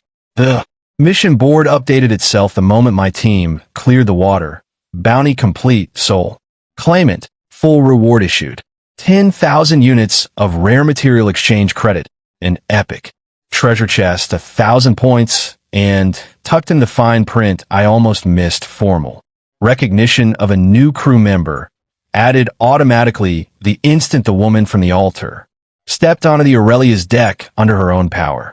Sarah met us at the rail with a dozen questions already lined up and visibly holding back a dozen more out of basic courtesy. Verdana, of all people, was the one who broke the tension. She took one look at the newcomer's hollowed, uncertain expression, recognized something of her own first days awake in it, and simply took her by the hand and led her toward the garden bay without asking permission from anyone, muttering something about warm soil being good for whatever ailed a person. Nobody argued with her. Nobody usually did. I stood at the helm that evening with the exchange card in one hand and the weight of everything we just survived settling somewhere behind my ribs. Level 7 was within reach now. The materials for the upgrade sat in my inventory, real and countable no longer. A number on a ranking board mocking us from a distance. Somewhere out there, 7 other crews had learned the hard way what happens when you build an alliance out of convenience instead of trust. Somewhere out there, a Leviathan-class fortress and a captain named Alida were still sitting comfortably in first place, entirely unaware that the gap between us had just gotten a great deal smaller. Sarah found me there a while later, 2 cups of something hot balanced in her hands, and didn't say anything about strategy for once. We just watched the last of the fog burn off the water together, the Aurelia riding low and steady under a crew that had, against every reasonable expectation, made it through one more impossible day intact. A burst of laughter filled the cabin, and the atmosphere lightened. After that, Kaidrin opened the last reward, the epic treasure chest. Blueprint, alloy ram, excellent grade. Installs at the bow, significantly increases collision damage and structural strength. Skill book, iron will, excellent grade. passive, increases mental resilience, and resists mental control effects. Storm Core X2. Kai Dren decided to keep the Iron Will skill book for himself. His physical strength was always climbing from his overlord body, but mental defenses were a gap he needed to close. With all the loot processed, he turned his full attention to the next upgrade for the Pangu. Ship upgrade requirements. Pangu, levels 6 to 7. Wooden plank 200,000, iron block 80,000, storm core.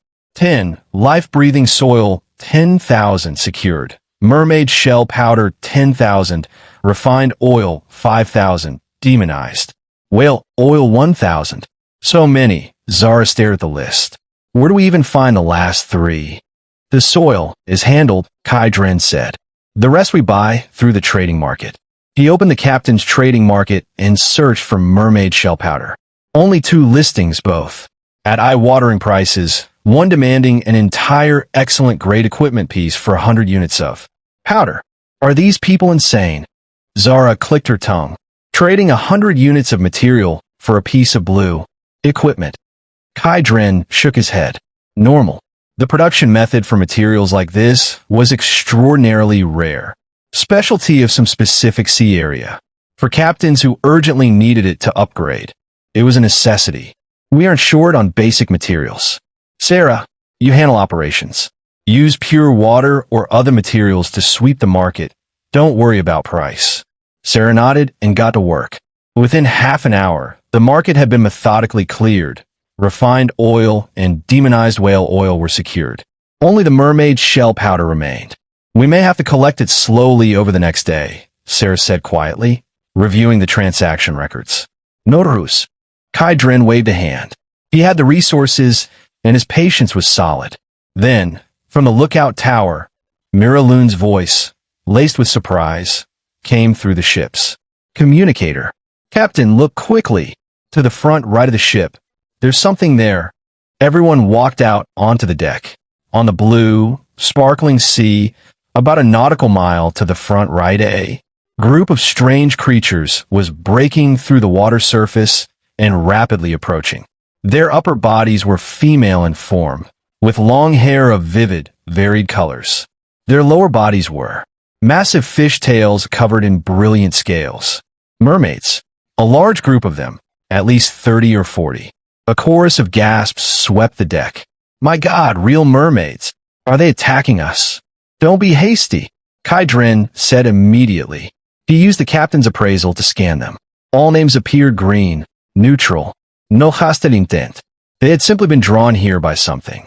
The mermaids stopped about 100 meters from the Pangu, observing the steel ship with curiosity, exploration, and a hint of caution.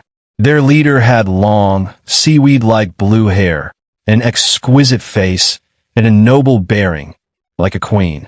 Her gaze swept over the crew and settled on Bao Lin, who was at a loss in the crowd. The queen parted her lips, and an ethereal, melodious voice resonated directly in everyone's minds. Humans on this ship, are you the ones singing the ancient, lost lament of our tribe? The ethereal voice sent ripples through every heart on the Pangu. All eyes went immediately to Bao Lin. Bao Lin startled and instinctively shrank behind Kai Dren, her small hand nervously clutching the edge of his coat. He patted the back of her hand to calm her, then stepped forward. As captain, he needed a handle. This, a companion on my ship, learned this melody by chance. We mean no harm to any of you. We are merely passing through. The mermaid queen, azure eyes deep as the ocean, studied Kai Dren for a long moment. She could feel the vitality within him, vast as a scorching sun, with even a faint touch of divine power. Her weariness eased slightly. Her gaze moved back to Bao Lin, and her tone softened. Human, do not be afraid. That elegy is the requiem of our ancestor, the siren. It has been lost for nearly 1,000 years. We only followed the song to find out how you came to know it. Kai Dren understood at once. The siren's tear inheritance.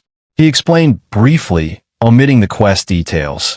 In battle, saying only that through a stroke of fortune, Bao Lin had received a gift from an ancestor. The Mermaid Queen and her people behind her all showed expressions of understanding, then sorrow. To think that the remnant soul of our ancestor Siren had turned into such an existence. She sighed softly, then placed a hand over her heart and bowed to Kai Dren and Bao Lin in elegant, ancient salute. Thank you for allowing her to find final peace and liberation. I am Lillian, leader of the Azure Song tribe of this sea area.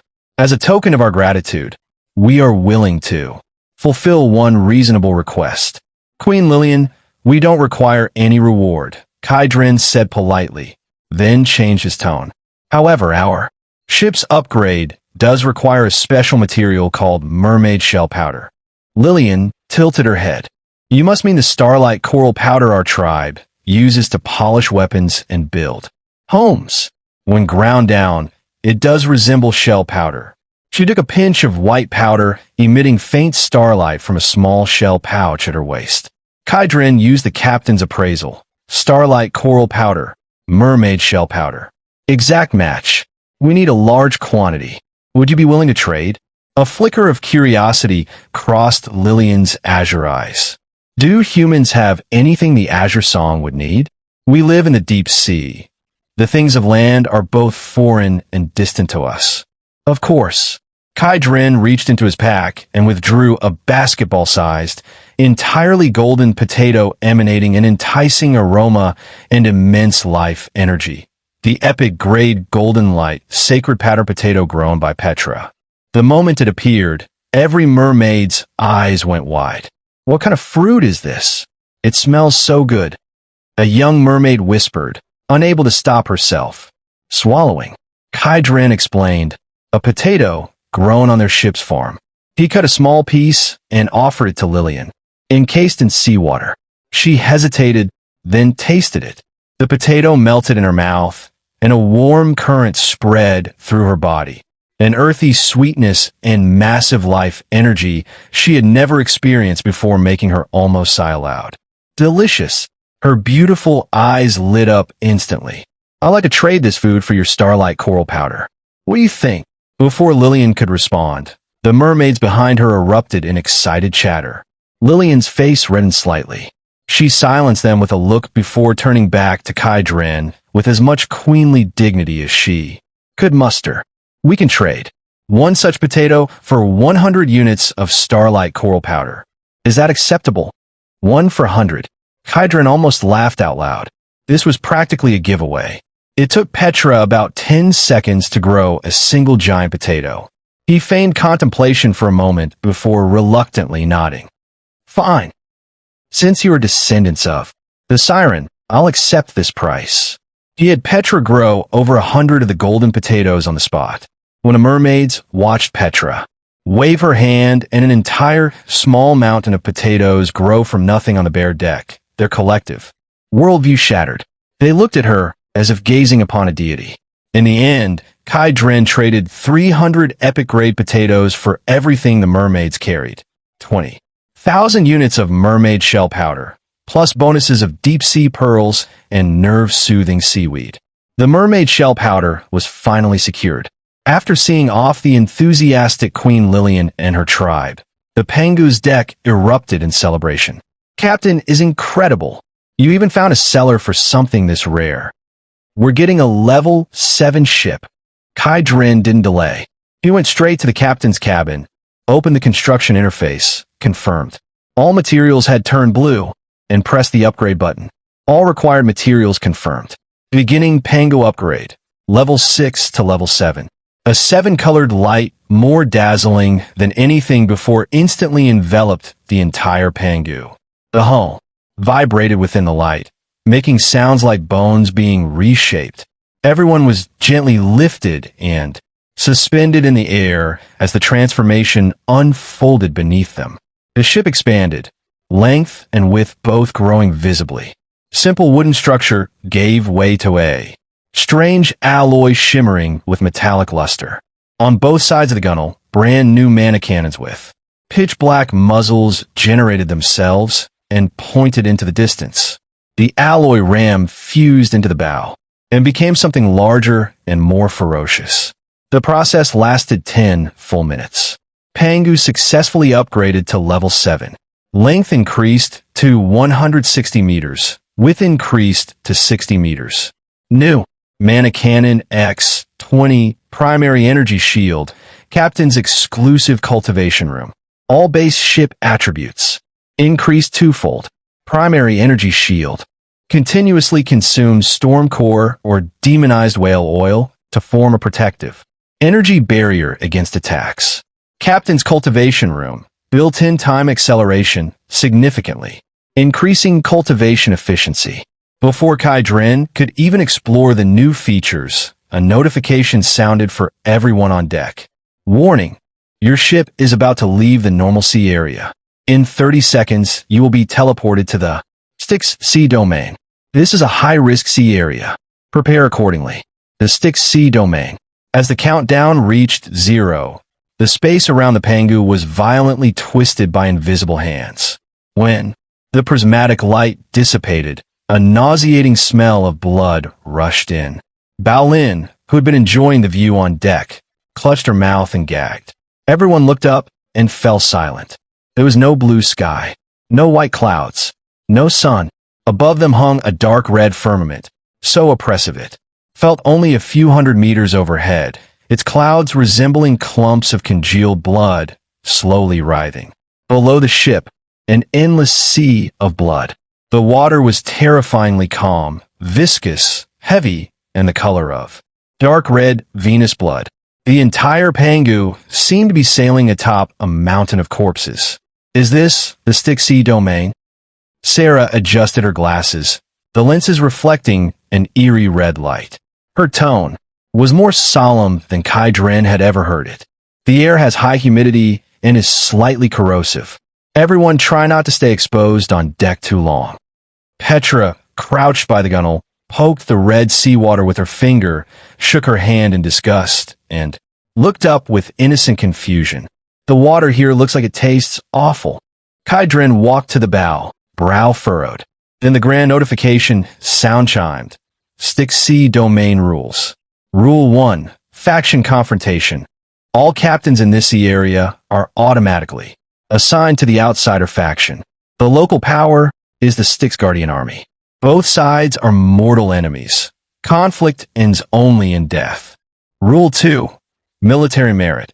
Outsiders who kill Styx creatures or destroy local vessels receive Styx Military Merit, exchangeable at the Styx Divine Palace for materials, blueprints, skills, talents, or even lifespan. Natives who kill outsiders receive Styx blood to enhance their own strength. Rule 3.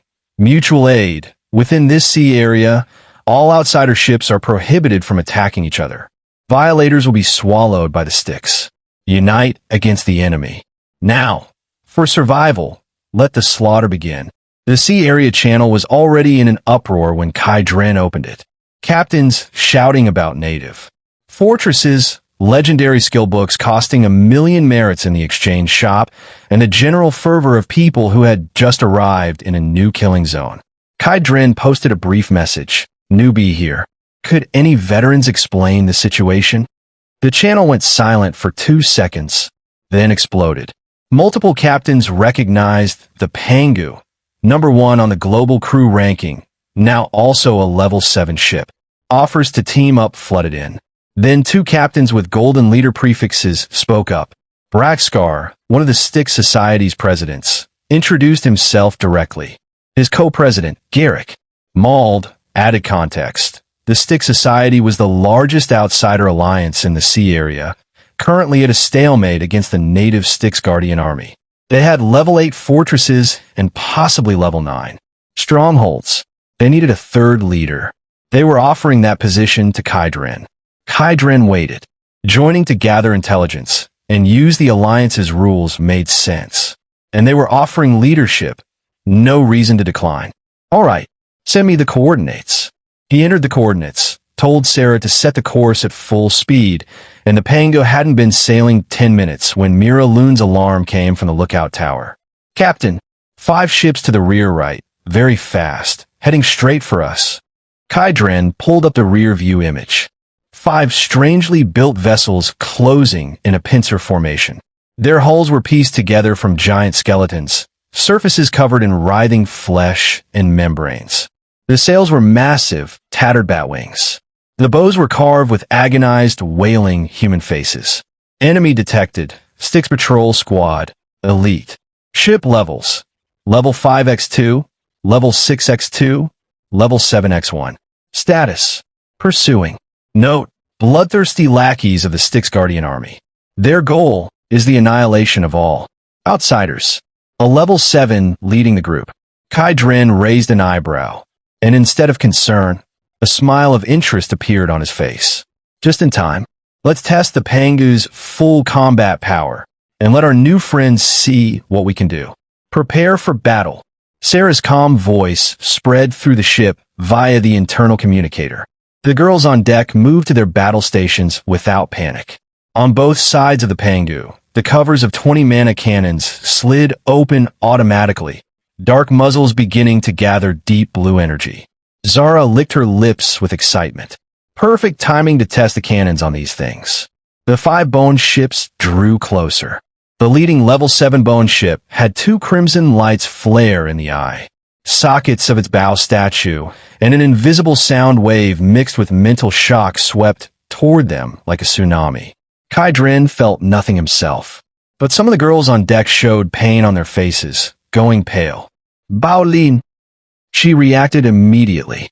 Puffing her cheeks, she drew a breath, and an ethereal, distant song flowed from her throat. The inspire effect of charm, sound song, washed over the entire ship like a clear spring, banishing the mental discomfort and lifting a buff of 20% to all attributes across every crew member. Activate the energy shield. A layer of pale blue, nearly transparent energy enveloped the entire Pangu, countless tiny hexagonal grids flowing across its surface, beautiful in the way that only things combining technology and magic can be. Almost immediately, the enemy's second wave. From the 4 Level 6 bone ships, dozens of bone cannon, barrels extended and sprayed dark red, viscous liquid. Where it hit the sea, white smoke rose in holes, corroded instantly into the blood-red water. Corrosive attacks. Dozens of streams hit the Pangu's energy shield. Ripples spread across the surface, flickering where struck, then stable. Report. Shield energy at 3% reduction. Replenishing from storm core. The energy bar returned to 100%. Keep sailing. Ignore them. Kai Dren's voice was flat. The girl at the helm stared. No dodging, no counterattack, just taking it? Trust the captain, Sarah said, with absolute calm. And so, the massive Pangu ignored concentrated fire from 4 ships behind it and continued unhurriedly toward its destination. The enemy ship's combined assault washed over the energy barrier like rain against stone. The Styx patrol fleet was thrown into confusion. On the leading Level 7 bone ship, the Styx Guardian Army captain, cloaked in black robes, only crimson, eyes visible, let out a raspy, disbelieving roar. It had never seen a Level 7 shield withstand this. Normally, 3 minutes of concentrated fire broke any barrier at this tier. But this ship had been sailing under bombardment for 5 full minutes, and the shield hadn't dimmed at all. Increased firepower. The captain took personal control of the giant bow statue. Its mouth opened, and a dark purple energy ball, compressed from countless resentful souls, began rapidly condensing. A Level 7 ship's full power strike. Captain, the enemy flagship is charging its ultimate. Zara warned. I see it. Kai Dren nodded without urgency. Perfect. Let's show them the meaning of despair. He glanced at Sarah. She understood and issued the command through the communicator. All mana cannons. Target the enemy flagship. 3-round volley. Fire. 20 cannon muzzles had already locked on. Boom, boom, boom. 20 thick blue energy beams tore through the dark red sky. 20 spears of judgment crossing several kilometers in an instant, perfectly covering the Level 7 bone ship that was still charging its attack. First volley. Hull shield shattered like a crushed eggshell. Second volley. The beam struck the bone-in flesh. Hull, directly. Massive bones turned to powder, flesh scattered. Third volley. All 20 beams converged on a single point, the power core. The level 7 bone ship exploded midair, a massive purple fireball. Wreckage and corpses rained into the blood sea. Kill notification. 1 level 7 Styx Guardian Army Captain killed. 10,000 Styx military merit gained. 1. Level 7 Styx warship destroyed. 100,000 Styx military merit gained. A level 7 ship instant killed. The remaining 4 level 6 bone ships were terrified and immediately turned to flee. Zara, the rest are yours. You got it. Zara fused with the baby dragon, transformed into Dragon Maiden, and launched. A dragon roar shook the sky, and a thunderfire dragon breath obliterated the first fleeing ship. Under her relentless pursuit, the remaining 3 fell within 5 minutes. The Styx military merit leaderboard surged. In one engagement, Kydren had shot from 0 into the top 10. The sea area channel erupted in shock. Braxcar's message came through immediately. Well done, brother. Kydren replied briefly and closed the channel. Effect established. On the Panga's deck, the girls celebrated.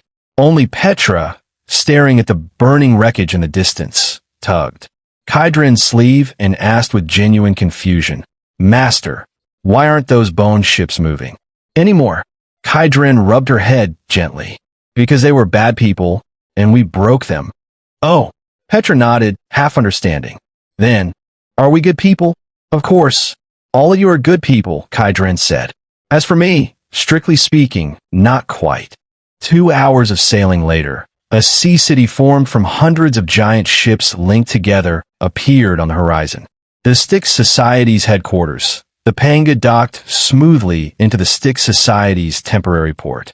As newly appointed third leader, Kydren received the highest reception.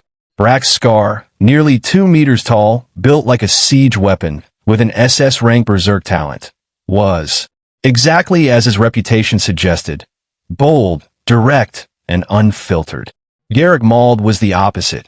Refined, gold-rimmed glasses, SS rank mental type talent, meticulous and responsible for alliance strategy. After a short meeting, Kydren had a solid picture of the Styx Society. Roughly 80% of the outsider captains in this sea area, 3 level 7 ships, over 30 level 6, and countless smaller vessels. Several engagements with the Styx Guardian Army had resulted in a stalemate. Night fell over the blood-colored sky. The Styx Society headquarters blazed with light and noise. The Pangu, docked in its exclusive berth, was quiet and separate from it all. Inside Kira Loon's room, the sports committee member sat cross-legged on her bed, wiping her precious dagger. The door opened. Mira walked in carrying a plate of sliced fruit. Kira, you're still at it? Have some fruit and rest. Mira set the plate down, leaned closer, and a faint, familiar scent reached Kira's nose. Warm, distinctly masculine. Kira's hand stopped on the blade. She looked up. Her twin was different tonight. Cheeks a healthy pink, eyes shimmering, some indescribable charm in the set of her brows that hadn't been there this morning. Kira's brows furrowed unconsciously. Sis, come here. Mira sat down on the bedside, confused. Kira leaned in without warning and, like a puppy investigating something, sniffed at Myra's neck. Mira went rigid and scarlet instantly. Kia, what are you doing? Don't move. There's the captain's scent on you. Not a question. A statement. Myra's heart lurched. Her eyes darted in panic. No way. I just finished. Bathing. It's the body wash. Body wash. Kira's lip curved. We use the same peach-scented wash. The captain uses mint. Do you think my nose is decorative? Everything was clear now. Kira leaned back against the headboard, arms crossed, watching her sister burn. With embarrassment. Be honest. Myra's voice, when it came, was nearly inaudible. It's what you think. When? Just now. Kira had been fearless since childhood. Fighting, sports, adventure. But romance between men and women had always been a blank in her life. Now, watching the change in her sister. Something cracked in that solid middle wall of hers. Look at your pathetic state, Kira muttered, her mind in chaos. She waved Mira out of the room. Alone in the dark, she tossed and turned, unable to sleep. Her mind kept replaying Myra's shy, satisfied expression and cutting to Kai Dren's face, that ever-present easy smile. A fierce competitive urge bloomed, wild and unstoppable. Why could my sister and not me? She sat up abruptly. The clock said nearly midnight. He'd still be in the captain's cabin reviewing the route. She slipped out of her room like a thief and went to Myra's door. Mira was already asleep. Kira's gaze landed on the white shirt hanging on the rack. Kaidrins, washed clean by Mira. A bold plan formed. She took the shirt, returned to her room, and put on the oversized white shirt. The hem just barely covered the base of her thighs. She looked at herself in the mirror. Still sharp eyes, still short hair, but the oversized shirt added a softness she'd never associated with herself before. Here goes nothing. She walked barefoot across the cold deck toward the captain's cabin. Standing at the door, she could clearly hear her own heartbeat. She raised her hand to knock, hesitated. Her competitive spirit won. She closed her eyes, imitated Myra's soft manner as best she could, and knocked lightly on the door. Captain, are you asleep? Inside the captain's cabin, Kai Dren was studying the Styx Divine Palace exchange list Braxcar had sent. A dazzling array of legendary grade items that made his eyes heat up with want. Then, a soft knock at the door, followed by a carefully lowered voice. Captain, are you asleep? Kai Dren's movement stopped. His eyebrows twitched. He recognized the voice almost immediately. She was trying her best to imitate Myra's manner, but the hidden stiffness in her tone told him exactly who was standing on the other side of the door. Kira Lun. What kind of role play was the sports committee member attempting at midnight? A hint of amusement flashed in his eyes. He played along, stood up, and opened the door. Outside stood a girl looking quite striking. She was wearing his oversized white shirt, the hem just long, enough to cover her thighs. With her neat short hair, she was currently trying very hard to perform Myra's fragility, but the awkwardness and barely contained nervousness in her eyes were impossible to hide. He nearly laughed out loud. This wasn't a little white rabbit in rabbit's clothing. This was a wildcat who'd forgotten to hide her tail.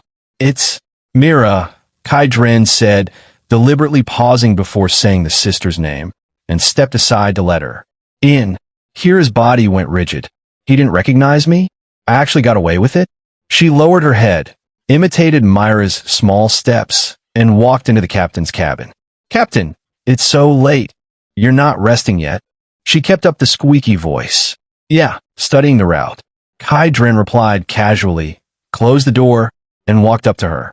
He raised one hand, naturally and gently, hooking his finger around her slightly open collar. Your collar is messy. Kira's heart flew into her throat. His fingers were warm and dry, just that light contact against her collarbone sent a shiver through her. Your face, why is it so red?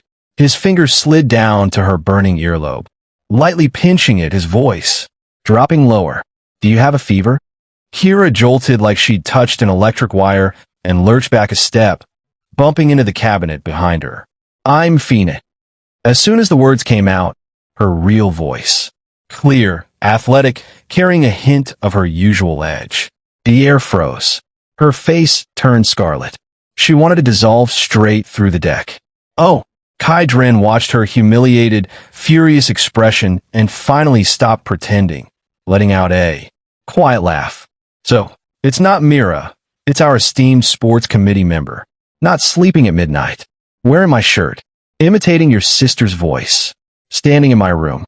Student, Kira Lun, what exactly are you trying to do? I was just passing by. I saw your light and came to check. Is that so? He stepped forward. Kira stepped back. Her back hit the cabin wall. Nowhere to go. He extended both arms, planted them on the wall on either side of her. The distance between them was inches.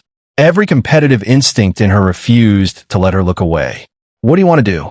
I want. He leaned down to her ear and said each word slowly, just for the two of them. Kira's mind went completely blank. Seeing her tough exterior and completely unraveling interior, the amusement in Kai Dren's eyes deepened. Since you can't say it, I'll assume you came to give me a good night greeting. He stepped back. Before she could react, he reached out and ruffled her short hair, natural practiced, completely unbothered. Kira froze. You, but Kai Dren had already turned away. He took a thin blanket from the storage locker, walked back, and draped it over her without a word. The nights in this sea zone are freezing. Don't catch a cold. Then he sat back in his chair as though nothing had happened and went back to the sea chart. All right, go to sleep, sports committee member. There's plenty to do tomorrow. Kira stood there completely dazed. He just let her go like that? A shame and indignation far worse than the wall slam surged through her. Kira gritted her teeth, tore the blanket off, and strode back to Kai Dren, looking down at him from her standing height. Kai Dren. First time she called him by his full name. He looked up. She slammed both hands on his armrests, leaned down, pressing her face inches from his, eyes blazing with stubbornness and something she hadn't noticed herself. I'm asking you, between me and my sister, who is prettier? Facing the question that was essentially a death trap, Kai Dren simply looked at her. He watched her eyelashes tremble slightly with nerves, watched the flame burning in her eyes. He didn't answer. Instead, he raised one hand and lightly tapped his index finger against her tightly pressed lips. Shoo! Kira's brain short-circuited entirely. His fingertip carried a faint coolness, but where it touched it felt like an electrical current. That stubborn pride deflated by more than half in an instant. I'll answer that question when you're no longer like this, wearing someone else's clothes and asking questions you don't really mean. He withdrew his finger, draped the thin blanket over her again, and then patted her on the back. This time, Kira didn't resist. Like a deflated balloon, she gave him one long, complex look, then clutched the blanket to herself and practically fled the room. Kai Dren shook his head with a quiet laugh. A prickly little wildcat who explodes at the slightest touch. The next morning, the atmosphere on the Pangu was strange. At the dining table, Mira kept stealing glances. At her sister, then at Kai Dren, her eyes full of confused worry. Kira buried her head in her food the entire meal, not making eye contact with anyone, though the red tips of her ears said everything. After breakfast, Kai Dren received a communication from GIRLS.My. Garrick and Braxcar were planning a war meeting about their next strategic objectives. Location: Brax. Scar's flagship, the Tyrannosaurus Rex. 10 of the strongest Level 6 ship squadron leaders in the Alliance would also attend. Kai Dren gave a few instructions to Sarah, Rona, and the others, then took a small boat to the Tyrannosaurus Rex alone. The Tyrannosaurus Rex, with a massive steel vessel of violent aesthetics, hull covered in thick ramming, prows and gun barrels, looking like a steel beast ready to devour everything. Pure attack power was probably even higher than the Pangu. But the Panga's advantage was the infinite shield, defend and fight, simultaneously, never worrying about energy consumption. The meeting room was already full. Braxcar leaned against his chair, massive frame, wild appearance, radiating a pressure that made the air dense. GIRLS.My was the opposite, composed and refined. 10 Level 6 captains sat below, each an owner of their own ship, each clearly a powerhouse. Eyes full of scrutiny when Kai Dren walked in. Kai Dren sat in the lead position without hesitation, equal footing with Brax and Garrick. I'll be direct, Garrick said, activating a projection device at the table center. A 3D map of the sea zone appeared, with one coordinate point marked prominently. Here, coordinates 3681, -1120, is the largest Styx Guardian Army military fortress in the Southwest Sector, the Blood Sea Fortress. The projection zoomed in. A massive black fortress, large as a mountain range, built entirely from unknown black metal and enormous skeletons, with countless menacing turrets shrouded in a dark red energy shield. Blood Sea Fortress, threat assessment. Fortress level, level 8, pseudo. Garrison, roughly 3,000. Styx Guardian Army members, 10,000 skeletal soldiers. Ships, level 7x5, level 6x24, level 5x237. Defenses, 420 blood vessel turrets, 150 bone catapults, 10 Watcher's Eyes. Core, Blood Sea Heart, powers the entire fortress and emits a persistent weakening aura. Commander, Grim Warden Valdrek. Local hero, SSS rank talent, Blood Monarch, strength unfathomable. The sound of sharp intakes of breath filled the meeting room. A pseudo-level 8 fortress? An SSS rank commander? 5 level 7 ships? A captain exclaimed. How do we fight that? Are we just supposed to charge and head first? Brak Scar slammed the table. Stop panicking. Wealth is found in danger. Take that fortress and the military. Merits and materials inside could upgrade one of us directly to a level 8 ship. At that point, our outsider faction owns a true ocean stronghold. Who would dare touch us? Greed reignited in their eyes. Dangerous, yes, but the rewards were equally real. Garrett cut in smoothly. We won't charge blindly. The fortress is powerful, but not invincible. The key is the Blood Sea Heart.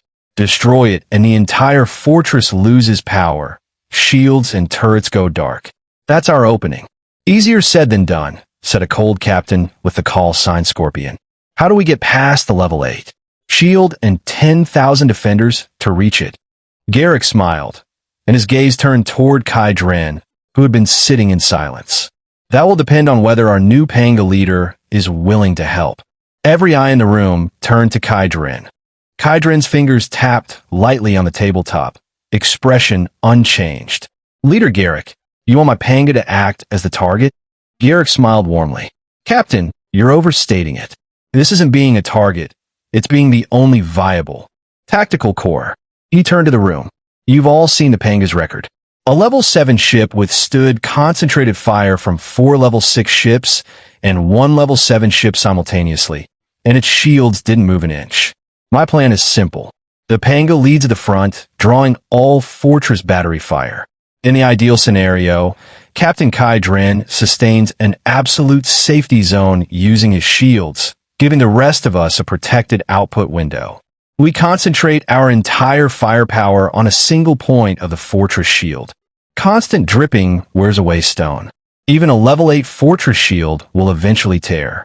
Once a gap appears, Braxcar leads the elite assault.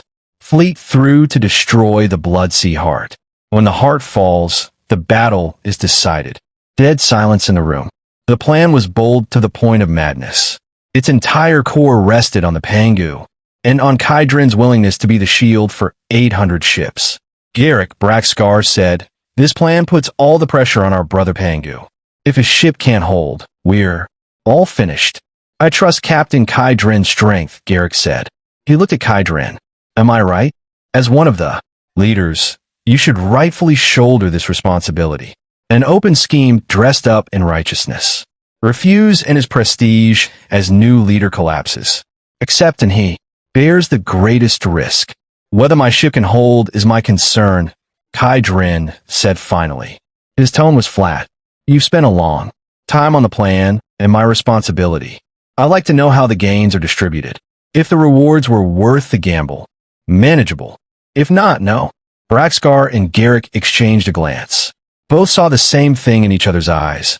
As long as he's talking about benefits, there's room. 3 leaders each take 10%, Brax said. Remaining 70 is distributed by contribution. Since the Panga has the primary role this time, 20% for you as priority. Garrick and I take 5 each. Remaining 70 distributed to all ships by contribution level. Anyone object? 20% of a level 8 fortress's total haul. Everyone in the room knew they would work harder than they'd ever worked and still walk away with a fraction of that. But none objected. Without the Pangu as a meat shield, none of them even had the right to approach the fortress. No objections. Kydrin stood up after a moment of reflection. Then it's settled. When do we move? The reason he agreed. The benefits are massive. Yes, the risk was high, but he was genuinely confident. With the Infinite Storm Core as his trump card, that said he needed to upgrade his shield before going in. More hull defense, more insurance. Also, and this was worth noting, while it seemed like he was bearing the greatest risk, he really wasn't. If the shield genuinely couldn't hold, he could simply withdraw. The one truly at risk was Brack's Scar, who would have to lead a direct charge into the fortress interior once the shields were down. And Brax was getting half of what Kydrin was getting. Since Brax had no objection to those terms, Kydrin certainly didn't either. One wave of resources and military merits from this could get the Pangu to level 8. The sooner the better, Garrick said, a sharp glint in his eyes. Dawn, the day after tomorrow. Tonight, everyone prepare. Get your ships to peak condition. Done. Kydrin returned to the Pangu after the meeting. The giant steel vessel was quiet, a sharp contrast to the clamor of the Styx Society headquarters outside. Sarah Vane had been waiting in the captain's cabin and handed him a cup of warm coffee the moment he stepped in. Everything arranged? We move at dawn the day after tomorrow. He took a sip of coffee and briefly recounted the meeting. Sarah's elegant brows furrowed slightly. The plan demands too much from the Pangu. The firepower of a pseudo-level 8 fortress. Even with infinite storm cores powering it, the shield's structural strength may not withstand that level of instantaneous burst damage. She'd reached the same conclusion he had. The Pangu's shield advantage was sustainability, not absolute defense. So, I need to upgrade it before the battle. I want an epic-grade shield enhancement blueprint. Blueprints of that level almost never appear on the market. And if they do, the price is astronomical. Astronomical? Kydrin smiled. Sarah, have you forgotten we have infinite resources and Petra, who produces epic-grade food? Meanwhile, the Styx Society's war preparations had already caused chaos on the World Channel. All materials related to attack, defense, and repair spiked in price and were swept from the market within hours. Kydrin posted one message: 100 epic-grade golden potatoes, seeking epic-grade shield blueprints or leads. Epic-grade food. 100 of them at once. The trading market went momentarily silent, then exploded in private messages. Kydrin filtered for keyword blueprint. One message caught his eye: a seller with a hidden ID. They had a blueprint, the stick barrier, epic grade, a shield enhancement, designed specifically for the Styx C domain environment, greatly increasing resistance to mental attacks and corrosive energy. Price: 1,000 epic potatoes. 1,000. Kydrin sneered internally. He typed back. He didn't have 1,000, but he had the 100 plus 10,000 iron blocks. Deal. Long silence on the other end. Then, 20,000 iron blocks plus the 100 potatoes. Deal. Kydrin agreed instantly.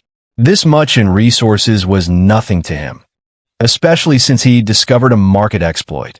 Basic materials like iron blocks could be packed into sacks for trading, turning the daily 1,000-unit limit into 100,000-unit batches in one transaction. The seller's reply: they clearly hadn't expected immediate acceptance. They initiated the trade. Done. Blueprint acquired. Styx barrier, epic grade. A masterwork from Styx craftsman. Grants your ship's shield an additional solid physical barrier, greatly enhancing structural strength and energy resistance. Upgrade requirements: life-breathing soil 10,000, refined petroleum 5,000, demonized whale oil 5,000, Styx vengeful soul stone 100. Upgrade effects: base shield strength plus 300%. New trait Soul Guardian. Shield blocks an additional 50% of mental shock damage. New trait Energy Solidification. Energy consumption increases by 30% when shield is under attack. Good stuff. Kydrin called Garrick Mauld immediately. I have the shield blueprints. I'm a bit short on rare materials, though. On the other end, silence. Then we'll gather them now. Under 10 minutes, Garrick and Brax had pooled everything and sent it over. To them, as long as this battle could be won, materials were trivial. Upgradable ship component detected. Consuming materials to upgrade primary energy shield. Around the Pangu's hull, the previously invisible energy shield began to flicker with a faint eerie blue glow. The glow flowed and condensed, crystallizing on the hull's surface into a translucent shell resembling black crystal, covered in mysterious flowing energy patterns, as if the massive steel vessel had donned a suit of indestructible armor. Upgrade complete. Primary energy shield successfully upgraded to Styx Barrier Epic Grade.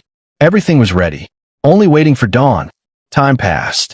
At the dawn of the appointed day, the blood-colored Styx sea domain was already saturated with a murderous intent before the sky had even lightened. Over 800 ships, large and small, form an unprecedentedly massive fleet, cutting through the dark red waves toward the Blood Sea Fortress in the southwest. At the very front, 3 Level 7 vessels. Braxcar's Tyrannosaurus Rex, Garrick Mauld's Infernal, and at the very tip, Kydrin's Pangu. The black crystal barrier reflected cold luster in the dim morning light, silently proclaiming the role it was about to fulfill. On the lookout tower of the Pangu, the sea breeze cut sharply, whipping the hem of Kydrin's coat. Binoculars raised, he stared at the horizon, where a black silhouette crouching like a giant beast was already vaguely visible. Behind them, 800 warships stretching to the horizon, an army on the edge of the greatest battle the Styx sea domain had seen. Ahead, the Blood Sea Fortress radiating an ominous, death-laden aura. But with the enemy closing in, he reluctantly let them go after 2 minutes. Luxury would have to wait until after the fortress was taken and the level 8 ship was secured. For now, battle. Standing on the tower watching the fortress silhouette draw nearer, even Kydrin felt a knot of tension in his chest. The shield was upgraded, but whether it would actually hold against a level 8 fortress's full firepower was something only the battlefield could answer. The romantic moment on the observation deck didn't last long. When the silhouette of the Blood Sea Fortress occupied a third of the telescope's field, an invisible aura of slaughter enveloped the entire fleet. Mira and Kira went to gear up. The upgraded Styx barrier gave Kydrin real confidence. He refocused on the horizon. Then, a low alarm blared from Braxcar's Tyrannosaurus Rex, spreading throughout the formation. All hands on alert. 10 nautical miles ahead, Styx Guardian Army Patrol fleet detected. 15 ships charging toward them at high speed. 2 massive level 6 skeleton warships in the lead. 13 level 5 ships behind them. Garrick's calm voice came through the communicator. Everyone, the appetizer is here. 3 level 7S in the vanguard. Level 6S on the flanks. Remaining ships providing long-range fire from the rear. Brax, frontal breakthrough. Kydrin, left flank. Draw the level 6 ship and at least 5 level 5S on that side. Take the right. Goal, total annihilation. No ship escapes. Ha ha, my cannons have been starving. Brax roared through the communicator, and the next second the Tyrannosaurus Rex's engines detonated with a savage boom and the ship broke formation, charging straight at the enemy like a crazed beast. Kydrin didn't hesitate. Sarah, 30 degrees left front. Full speed. The Pangu carved an elegant arc and moved to intercept the left flank. The leading level 6 skeleton ship's bow skull opened its mouth and unleashed an invisible fan of soul waves. Mental shock, capable of bypassing physical defenses to act directly on minds. When the wave hit the Pangu, a bizarre scene occurred. The black crystal Styx barrier lit up with a ghostly red halo on its surface, and a mental sonic wave struck it and simply disappeared, absorbed and neutralized without a ripple. Soul Guardian trait triggered. 50% additional resistance to mental shock. Just as the wave struck, an ethereal, holy-tinged song rose from the deck. Bao Lin stood at the railing small, face pale with tension, but eyes exceptionally firm. Charm sound song activated. The singing washed over the entire ship like a warm tide, banishing the dizziness and oppression, replacing it with clarity and a 20% buff to all stats. Well done, Bao Lin. Zara gave a thumbs up, then patted the baby dragon impatiently bouncing beside her. Dragon, get ready. We're roasting all those bone racks. On the frontal battlefield, Brax had already collided with the enemy. Fire! Blast them to pieces. More than 100 mana cannons roared as one. The first level 5 skeleton ship struck didn't even fully raise its shield before the torrent engulfed it entirely. 3 level 5 ships obliterated in one volley. The level 6 ship managing frontal defense withstood the salvo, but its bone shield erupted in spiderweb cracks. Its undead commander roared and focused every cannon on the Tyrannosaurus Rex. Brax didn't dodge a single one. He laughed wildly as his ship's thick shield absorbed everything and launched his second salvo. This guy, Kai Dren, watched from the left flank. Truly a fierce man. On the left flank, the level 6 bone ship and 6 level 5 escorts had completely surrounded the Pangu and opened concentrated fire. Corrosive light orbs, bone spears, and resentment-laced curses slammed into the Styx barrier from all directions. The girls, especially those experiencing this scale of naval combat for the first time, went pale and instinctively crouched. Only Rona, excited in her tower shield armor, actually moved closer to the ship's side, practically eager. Sarah stood beside Kai Dren, watching the energy readings on the shield panel with a slight frown. At this intensity of concentrated fire, the structure is holding, but energy consumption is severe. The shield generator may overload under continued high load. I have it under control. Let them keep hitting for now. He was waiting, also watching, gauging his allies' capabilities while the enemy wasted ammunition. The World Channel completely exploded over this massive battle. Kill announcements flooded in, mostly Brax scars. Spectators noted that the Pangu seemed to just be taking hits. No kill announcement from Kai Dren. The Panga moved. Now, a flash of light in Kai Dren's eyes. All mana cannons. Lock onto the power core of the level 6. Bone ship, front left. Arrow towers. Free fire. Suppress the level 5 ships. Zara, get ready. Everything activated at once. 60+ mana cannons roared simultaneously. Not a torrent like Brax's style, but precise. All fire landed on the power core zone behind the level 6 ship's ribcage. The bone ship's shield shattered on the first round. Energy beams tore into the hull on the second. The undead commander roared in shock and tried to turn the ship. Too late. Dragon, thunderfire breath. A high-pitched dragon roar split the air.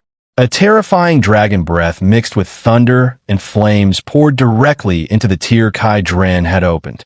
The power core detonated from within. The entire level 6 bone warship became a massive fireball, burning fragments scattering in every direction. Another level 6 ship, instant killed. The arrow towers immediately turned their suppression fire on the remaining level 5 ships, holding them in place. Kill notifications. 1 level 6 bone warship destroyed, 16,000 Styx military merit gained. 1 level 5 bone patrol ship destroyed, 3,500 Styx military merit gained. The World Channel erupted again. Spectators dissected his tactics. Brax was pure, overwhelming firepower. Kai Dren was precision and timing. Use the shield to absorb and numb the enemy, then strike at the exact critical moment. More ammunition efficient, though heavier on storm cores. Either way, extraordinary. The battle ended quickly after. In under 20 minutes, the entire 15-ship patrol squadron was wiped from the sea surface. Merit update. Current military merit 256,800. Your Styx military merit ranking has risen to 46th place. 1 battle, 46th in the entire sea area. Before anyone could celebrate for long. Alarm! Alarm! Sarah's voice sharpened. She pointed to the last wrecked bone ship on the far edge of the battlefield. A scarlet signal flare launched from it, exploding in the blood sky into a huge skull mark that lingered. A distress signal. Almost simultaneously, the Blood Sea fortress, lurking in the distance like a crouching giant beast, reacted. A series of alarm sounds rang out, resounding across the entire sea area. Then, on that incomparably huge fortress, red lights lit up in unison like demons opening their eyes. 1, 2, 10, 100, thousands. Pitch-black gun turrets slowly extended from the fortress's solid ramparts, their muzzles turning as one toward the direction of the Stick Society fleet. A suffocating, crushing pressure rolled across the sea from kilometers away. The fleet, which had been cheering seconds before, went completely silent. Everyone felt the trembling from somewhere deep in their soul. The Battle of Battles was about to begin. Kai Dren stood on the observation deck, black coat flapping in the death-laden gale. He watched the fortress complete its awakening, and his expression became more serious than it had ever been. All crew, prepare for battle. They gave the Stick's fleet no time to react. The moment the piercing alarm tore through the sky, the Blood-Sea fortress unleashed a roar that seemed to shake the sea itself. Hundreds of dark cannons fired simultaneously, the sky stained blood. Everyone take cover. Scatter immediately. Garrick's voice, usually so controlled, cracked with terror. But at that critical moment, the panga moved. A deep, resonant hum drowned out the sound of descending fire. On the 160-meter-long pangu, the Stick's barrier, previously translucent black crystal, burst with dazzling red and blue light. Sarah, full power. Receive. Sarah's palms were sweating. Her fingers danced across the control panel without hesitation. 10 storm cores connected. Backup energy pool fully charged. Shield strength at 300%. The devastating rain of red light slammed into the shield. A series of violent explosions rippled out from the pangu. Shockwaves spread across the water in enormous rings. Giant waves rose thousands of meters. The explosion smoke dispersed. The panga stood, still tall and majestic on the turbulent sea. The black crystal shield trembled with alarming ripples across its surface. Its light dimmed, but it had not broken. It had withstood the fortress's first full power salvo. Alone, the World Channel and Fleet Channel detonated simultaneously. Inside the pangu, the situation was not as leisurely as it appeared. Warning, shield energy reduced by 98%. Switching to second energy pool. Sarah's forehead showed a fine layer of sweat. Captain, the enemy firepower is too intense and extremely corrosive. At this consumption rate, 10 storm cores won't last a minute. Kai Dren nodded, watching the energy bars rapidly dimming. Money burning. Freely, since the supply was unlimited.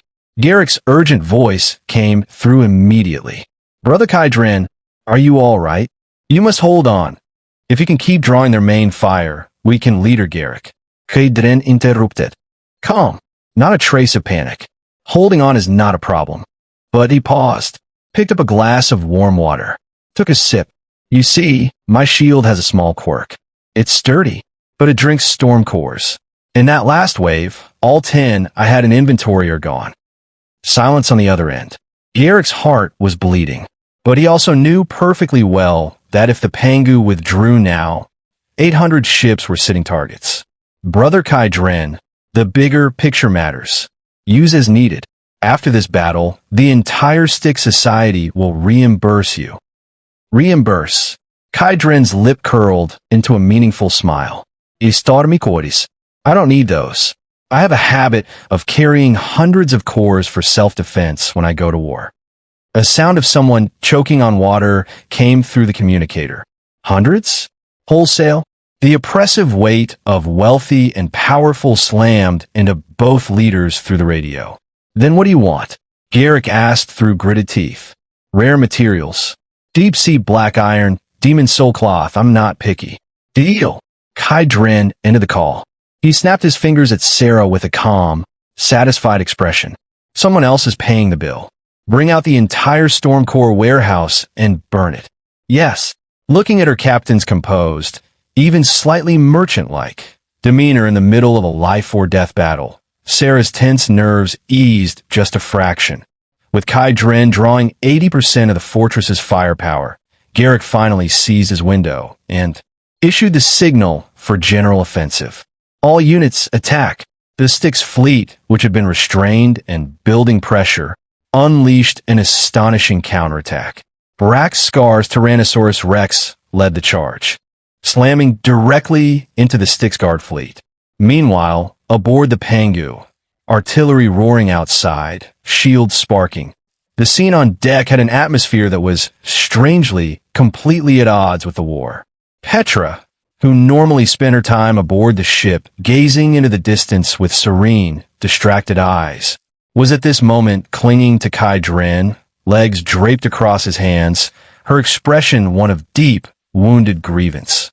Petra, there's a battle going on. Come down first. I won't. She buried her face in his neck. Master, you lied to me. You said that as long as the life essence was properly given, it would bloom and bear fruit. But I've been waiting days. Not a sound. She pointed to her flat, firm abdomen.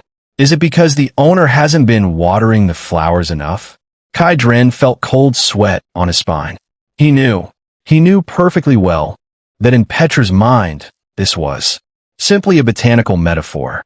Watering, seeds, growing fruit, entirely innocent. But in this context, Petra. He took a controlled breath. Nurturing fruit is complicated. It's not something that happens from a few waterings. It takes time. And right now, there's too much turbulence outside. If the soil is unstable, seeds won't germinate. Then I'll be good. I won't move. With the internal emergency handled, he turned his attention back to the window. On the battlefield, the situation had changed. Under the Pangu's relentless storm core attrition tactic, the Bloodsea Fortress's insane firepower had been effectively halted by a single ship. This gave the Styx fleet the opportunity they needed. After losing dozens of level 5 ships, they had finally advanced into the fortress's blind spots. Brothers, the moment is here. Focus fire on that shell. The combined cannon fire of the fleet bombarded the dark red energy shield around the fortress. The shield flickered violently, light stuttering. Then Kai Dren's brows furrowed sharply. His weakness insight was always active. Just now, the fortress's energy core, which had been a steady red, flashed to purplish black. An extremely dangerous premonition washed over him like cold water. Something's not right. Everyone be careful. It's changing tactics. Before the warning had even finished, atop the fortress's tallest spire, a gigantic skull formed from countless vengeful spirits slowly rose. It opened its empty mouth in a silent roar. The next second, a visible purplish-black wave centered on the fortress swept across the entire sea area in an instant. Global announcement. Bloodsea Fortress enters Phase 2. The Undead Scourge. Warning, all fallen units will be forcibly resurrected as skeletal golems and join the Guardian forces. A chilling, clicking sound rose from beneath the sea. The wrecked Styx ships still burning on the water, the corpses floating on the surface, they all began to move, twisted and spliced together, transformed into ferocious sea monsters that lunged at their former comrades from behind. The Pangu, drawing the most fire and with the most debris floating around it, was the first to bear the brunt. Thousands of skeletons and rotting corpses swarmed toward the ship along anchors and ropes. Defense alone is no longer sufficient, Kai Dren said quietly. His gaze swept over the girls, frightened but weapons gripped, and then landed on Petra, who was poking curiously at a zombie face pressed against the glass. Petra, now that you've had some water, shouldn't you do some work? Petra turned. Her eyes lit up. Are we going to farm? Kai Dren's lips pulled into a cold smile. Yes, farming. Turn all this disgusting fertilizer into flowers. Yes, master. Above the Pangu, besieged by tens of thousands of undead, the floating island projection grew increasingly solid. Grow, children. Petra floated in midair, bare toes lightly touching the void. At her command, a sickening crack of bones. Tender green seedlings sprouted directly from the bodies of the skeletons charging the deck. They expanded at visible speed, transforming into thorn vines as thick as a child's arm. They tore apart rotting flesh, shredded bone, and greedily converted the stench of death into nutrients. A massive stitched-together monster had just crested the ship's railing, rusty giant axe raised to strike, and an enormous carnivorous flower burst directly from its chest cavity. A level 6 stitched monster, consumed whole by a flower. And not just one. The entire area around the Pangu, spanning 500 meters, transformed into a green inferno. Enormous vines erupted from beneath the blood sea, binding and constricting undead sea monsters until they shattered.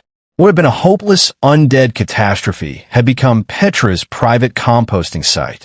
Kill notifications: Petra, 1 level 6 stitched giant corpse killed, 2000 sticks military merit. 1 level 5 skeleton legion defeated, 5000 sticks military merit. The system panel flooded. The numbers were more outrageous than cheating. Kira, who had been gripping her sword preparing to fight for her life, almost dropped it. She had always thought she was powerful, but compared to this, the world channel erupted. Spectators demanded to know what was happening around the Pangu. A rational voice analyzed it. Not ordinary plant talent. Ordinary plants withered on contact with undead death aura. These plants were feeding on the undead. An absolute counter-attribute. The terror of a legendary crew member. In the Styx Fleet channel, Garrick Mauld pushed up his glasses, the reflection obscuring the deep apprehension in his eyes. Plant-based, not just control, but devour and transform. That's the real reason the Pangu is number 1. Ha ha! Beautiful work, brother! Brax's rough voice roared through the communicator. She cleared the whole field. My path is open. Because of Petra's unreasonable clearing. He knew perfectly well. In Petra's mind, the energy she was referring to was the life origin, restoring her divine power through the overlord body. Botanical, innocent, entirely clinical, but in this context, flushed and disheveled and limp in his arms. Even a saint would have struggled. Not far away, Sarah Vane had just finished directing battle cleanup and was coming to report losses when she stopped in her tracks. A hint of surprise crossed her face, which quickly became helplessly amused. These two don't even consider the setting. She turned without making a sound. Everyone, hold position and finish the cleanup. The captain is giving Lady Petra post-battle treatment. No one approaches or disturbs them. Stern instructions directed especially at Kira, who had produced binoculars from somewhere and was watching with great professional interest. Kira, go check the power room. Huh? Can I just watch? That's a legendary one. Go. With everyone cleared, Sarah took one long look at Kydren's back. A warm, dry smile at the corner of her lips. Kydren, you cleared everyone out this time. If you can't handle a delicate flower, tonight I'll have to give you a thorough lesson on how to manage legendary crew members properly. She walked toward the command room, leaving behind an irreplaceable silhouette. Footsteps faded. Kydren let out a breath. Petra shifted in his arms with dissatisfaction at being ignored, and the softness pressed against him made his breathing sharpen. Don't move. He forced himself calm and steadied her with one hand at her waist. You exhausted your divine power. That growth of all things technique consumed too much. But it really hurts. She bit her lip, tears gathering. It feels like parched earth cracking open. Master, you have unlimited water resources. Could you give me just a little more? Kydren checked his own constitution. Life essence as vast as a deep sea. The overlord body hadn't just given him strength. It had turned him into a walking power supply for creatures like Petra who ran on life energy. All right, take as much as you need. He sighed, carried her, and headed for the lounge beside the captain's cabin. But we're setting rules.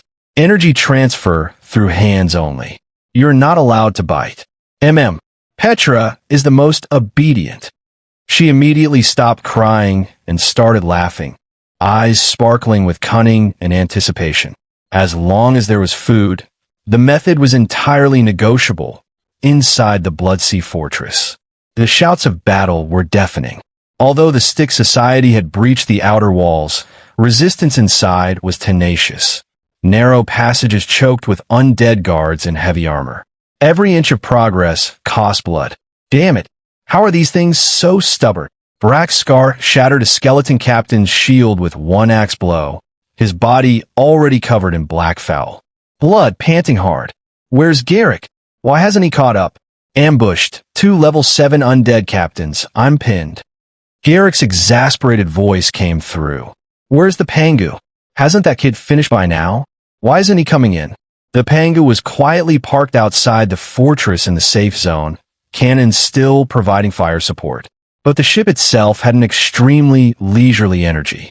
In the captain's lounge, Kai Dren was leaning back on the sofa, covered in sweat. Not from exertion, but from endurance. Petra was lying on his lap, arms wrapped around his, not letting go. Streams of pale, golden life energy flowed continuously from him into her through their contact. Is this what being full feels like? She raised her head in a daze, looking up at Kai Dren with lingering warmth in her eyes. Master, you're so much more than last time. Kai Dren's temple veins throbbed. He was maintaining a stable energy supply and simultaneously reciting philosophical texts in his mind to suppress his internal state. Then Pangabiro, where the hell are you? Brax's hoarse, roaring voice through the communicator nearly made Kai Dren sever the energy supply. Petra frowned with displeasure, a flash of murderous intent in her eyes at being interrupted during eating. Kai Dren patted her back quickly and picked up the communicator. Ahem, Leader Brax, don't worry. I was just adjusting my condition. That last wave of exertion was quite intense. What exertion? You just put a botanical garden outside. Come in and help me. There's something here I can't handle alone. Kai Dren's eyes sharpened.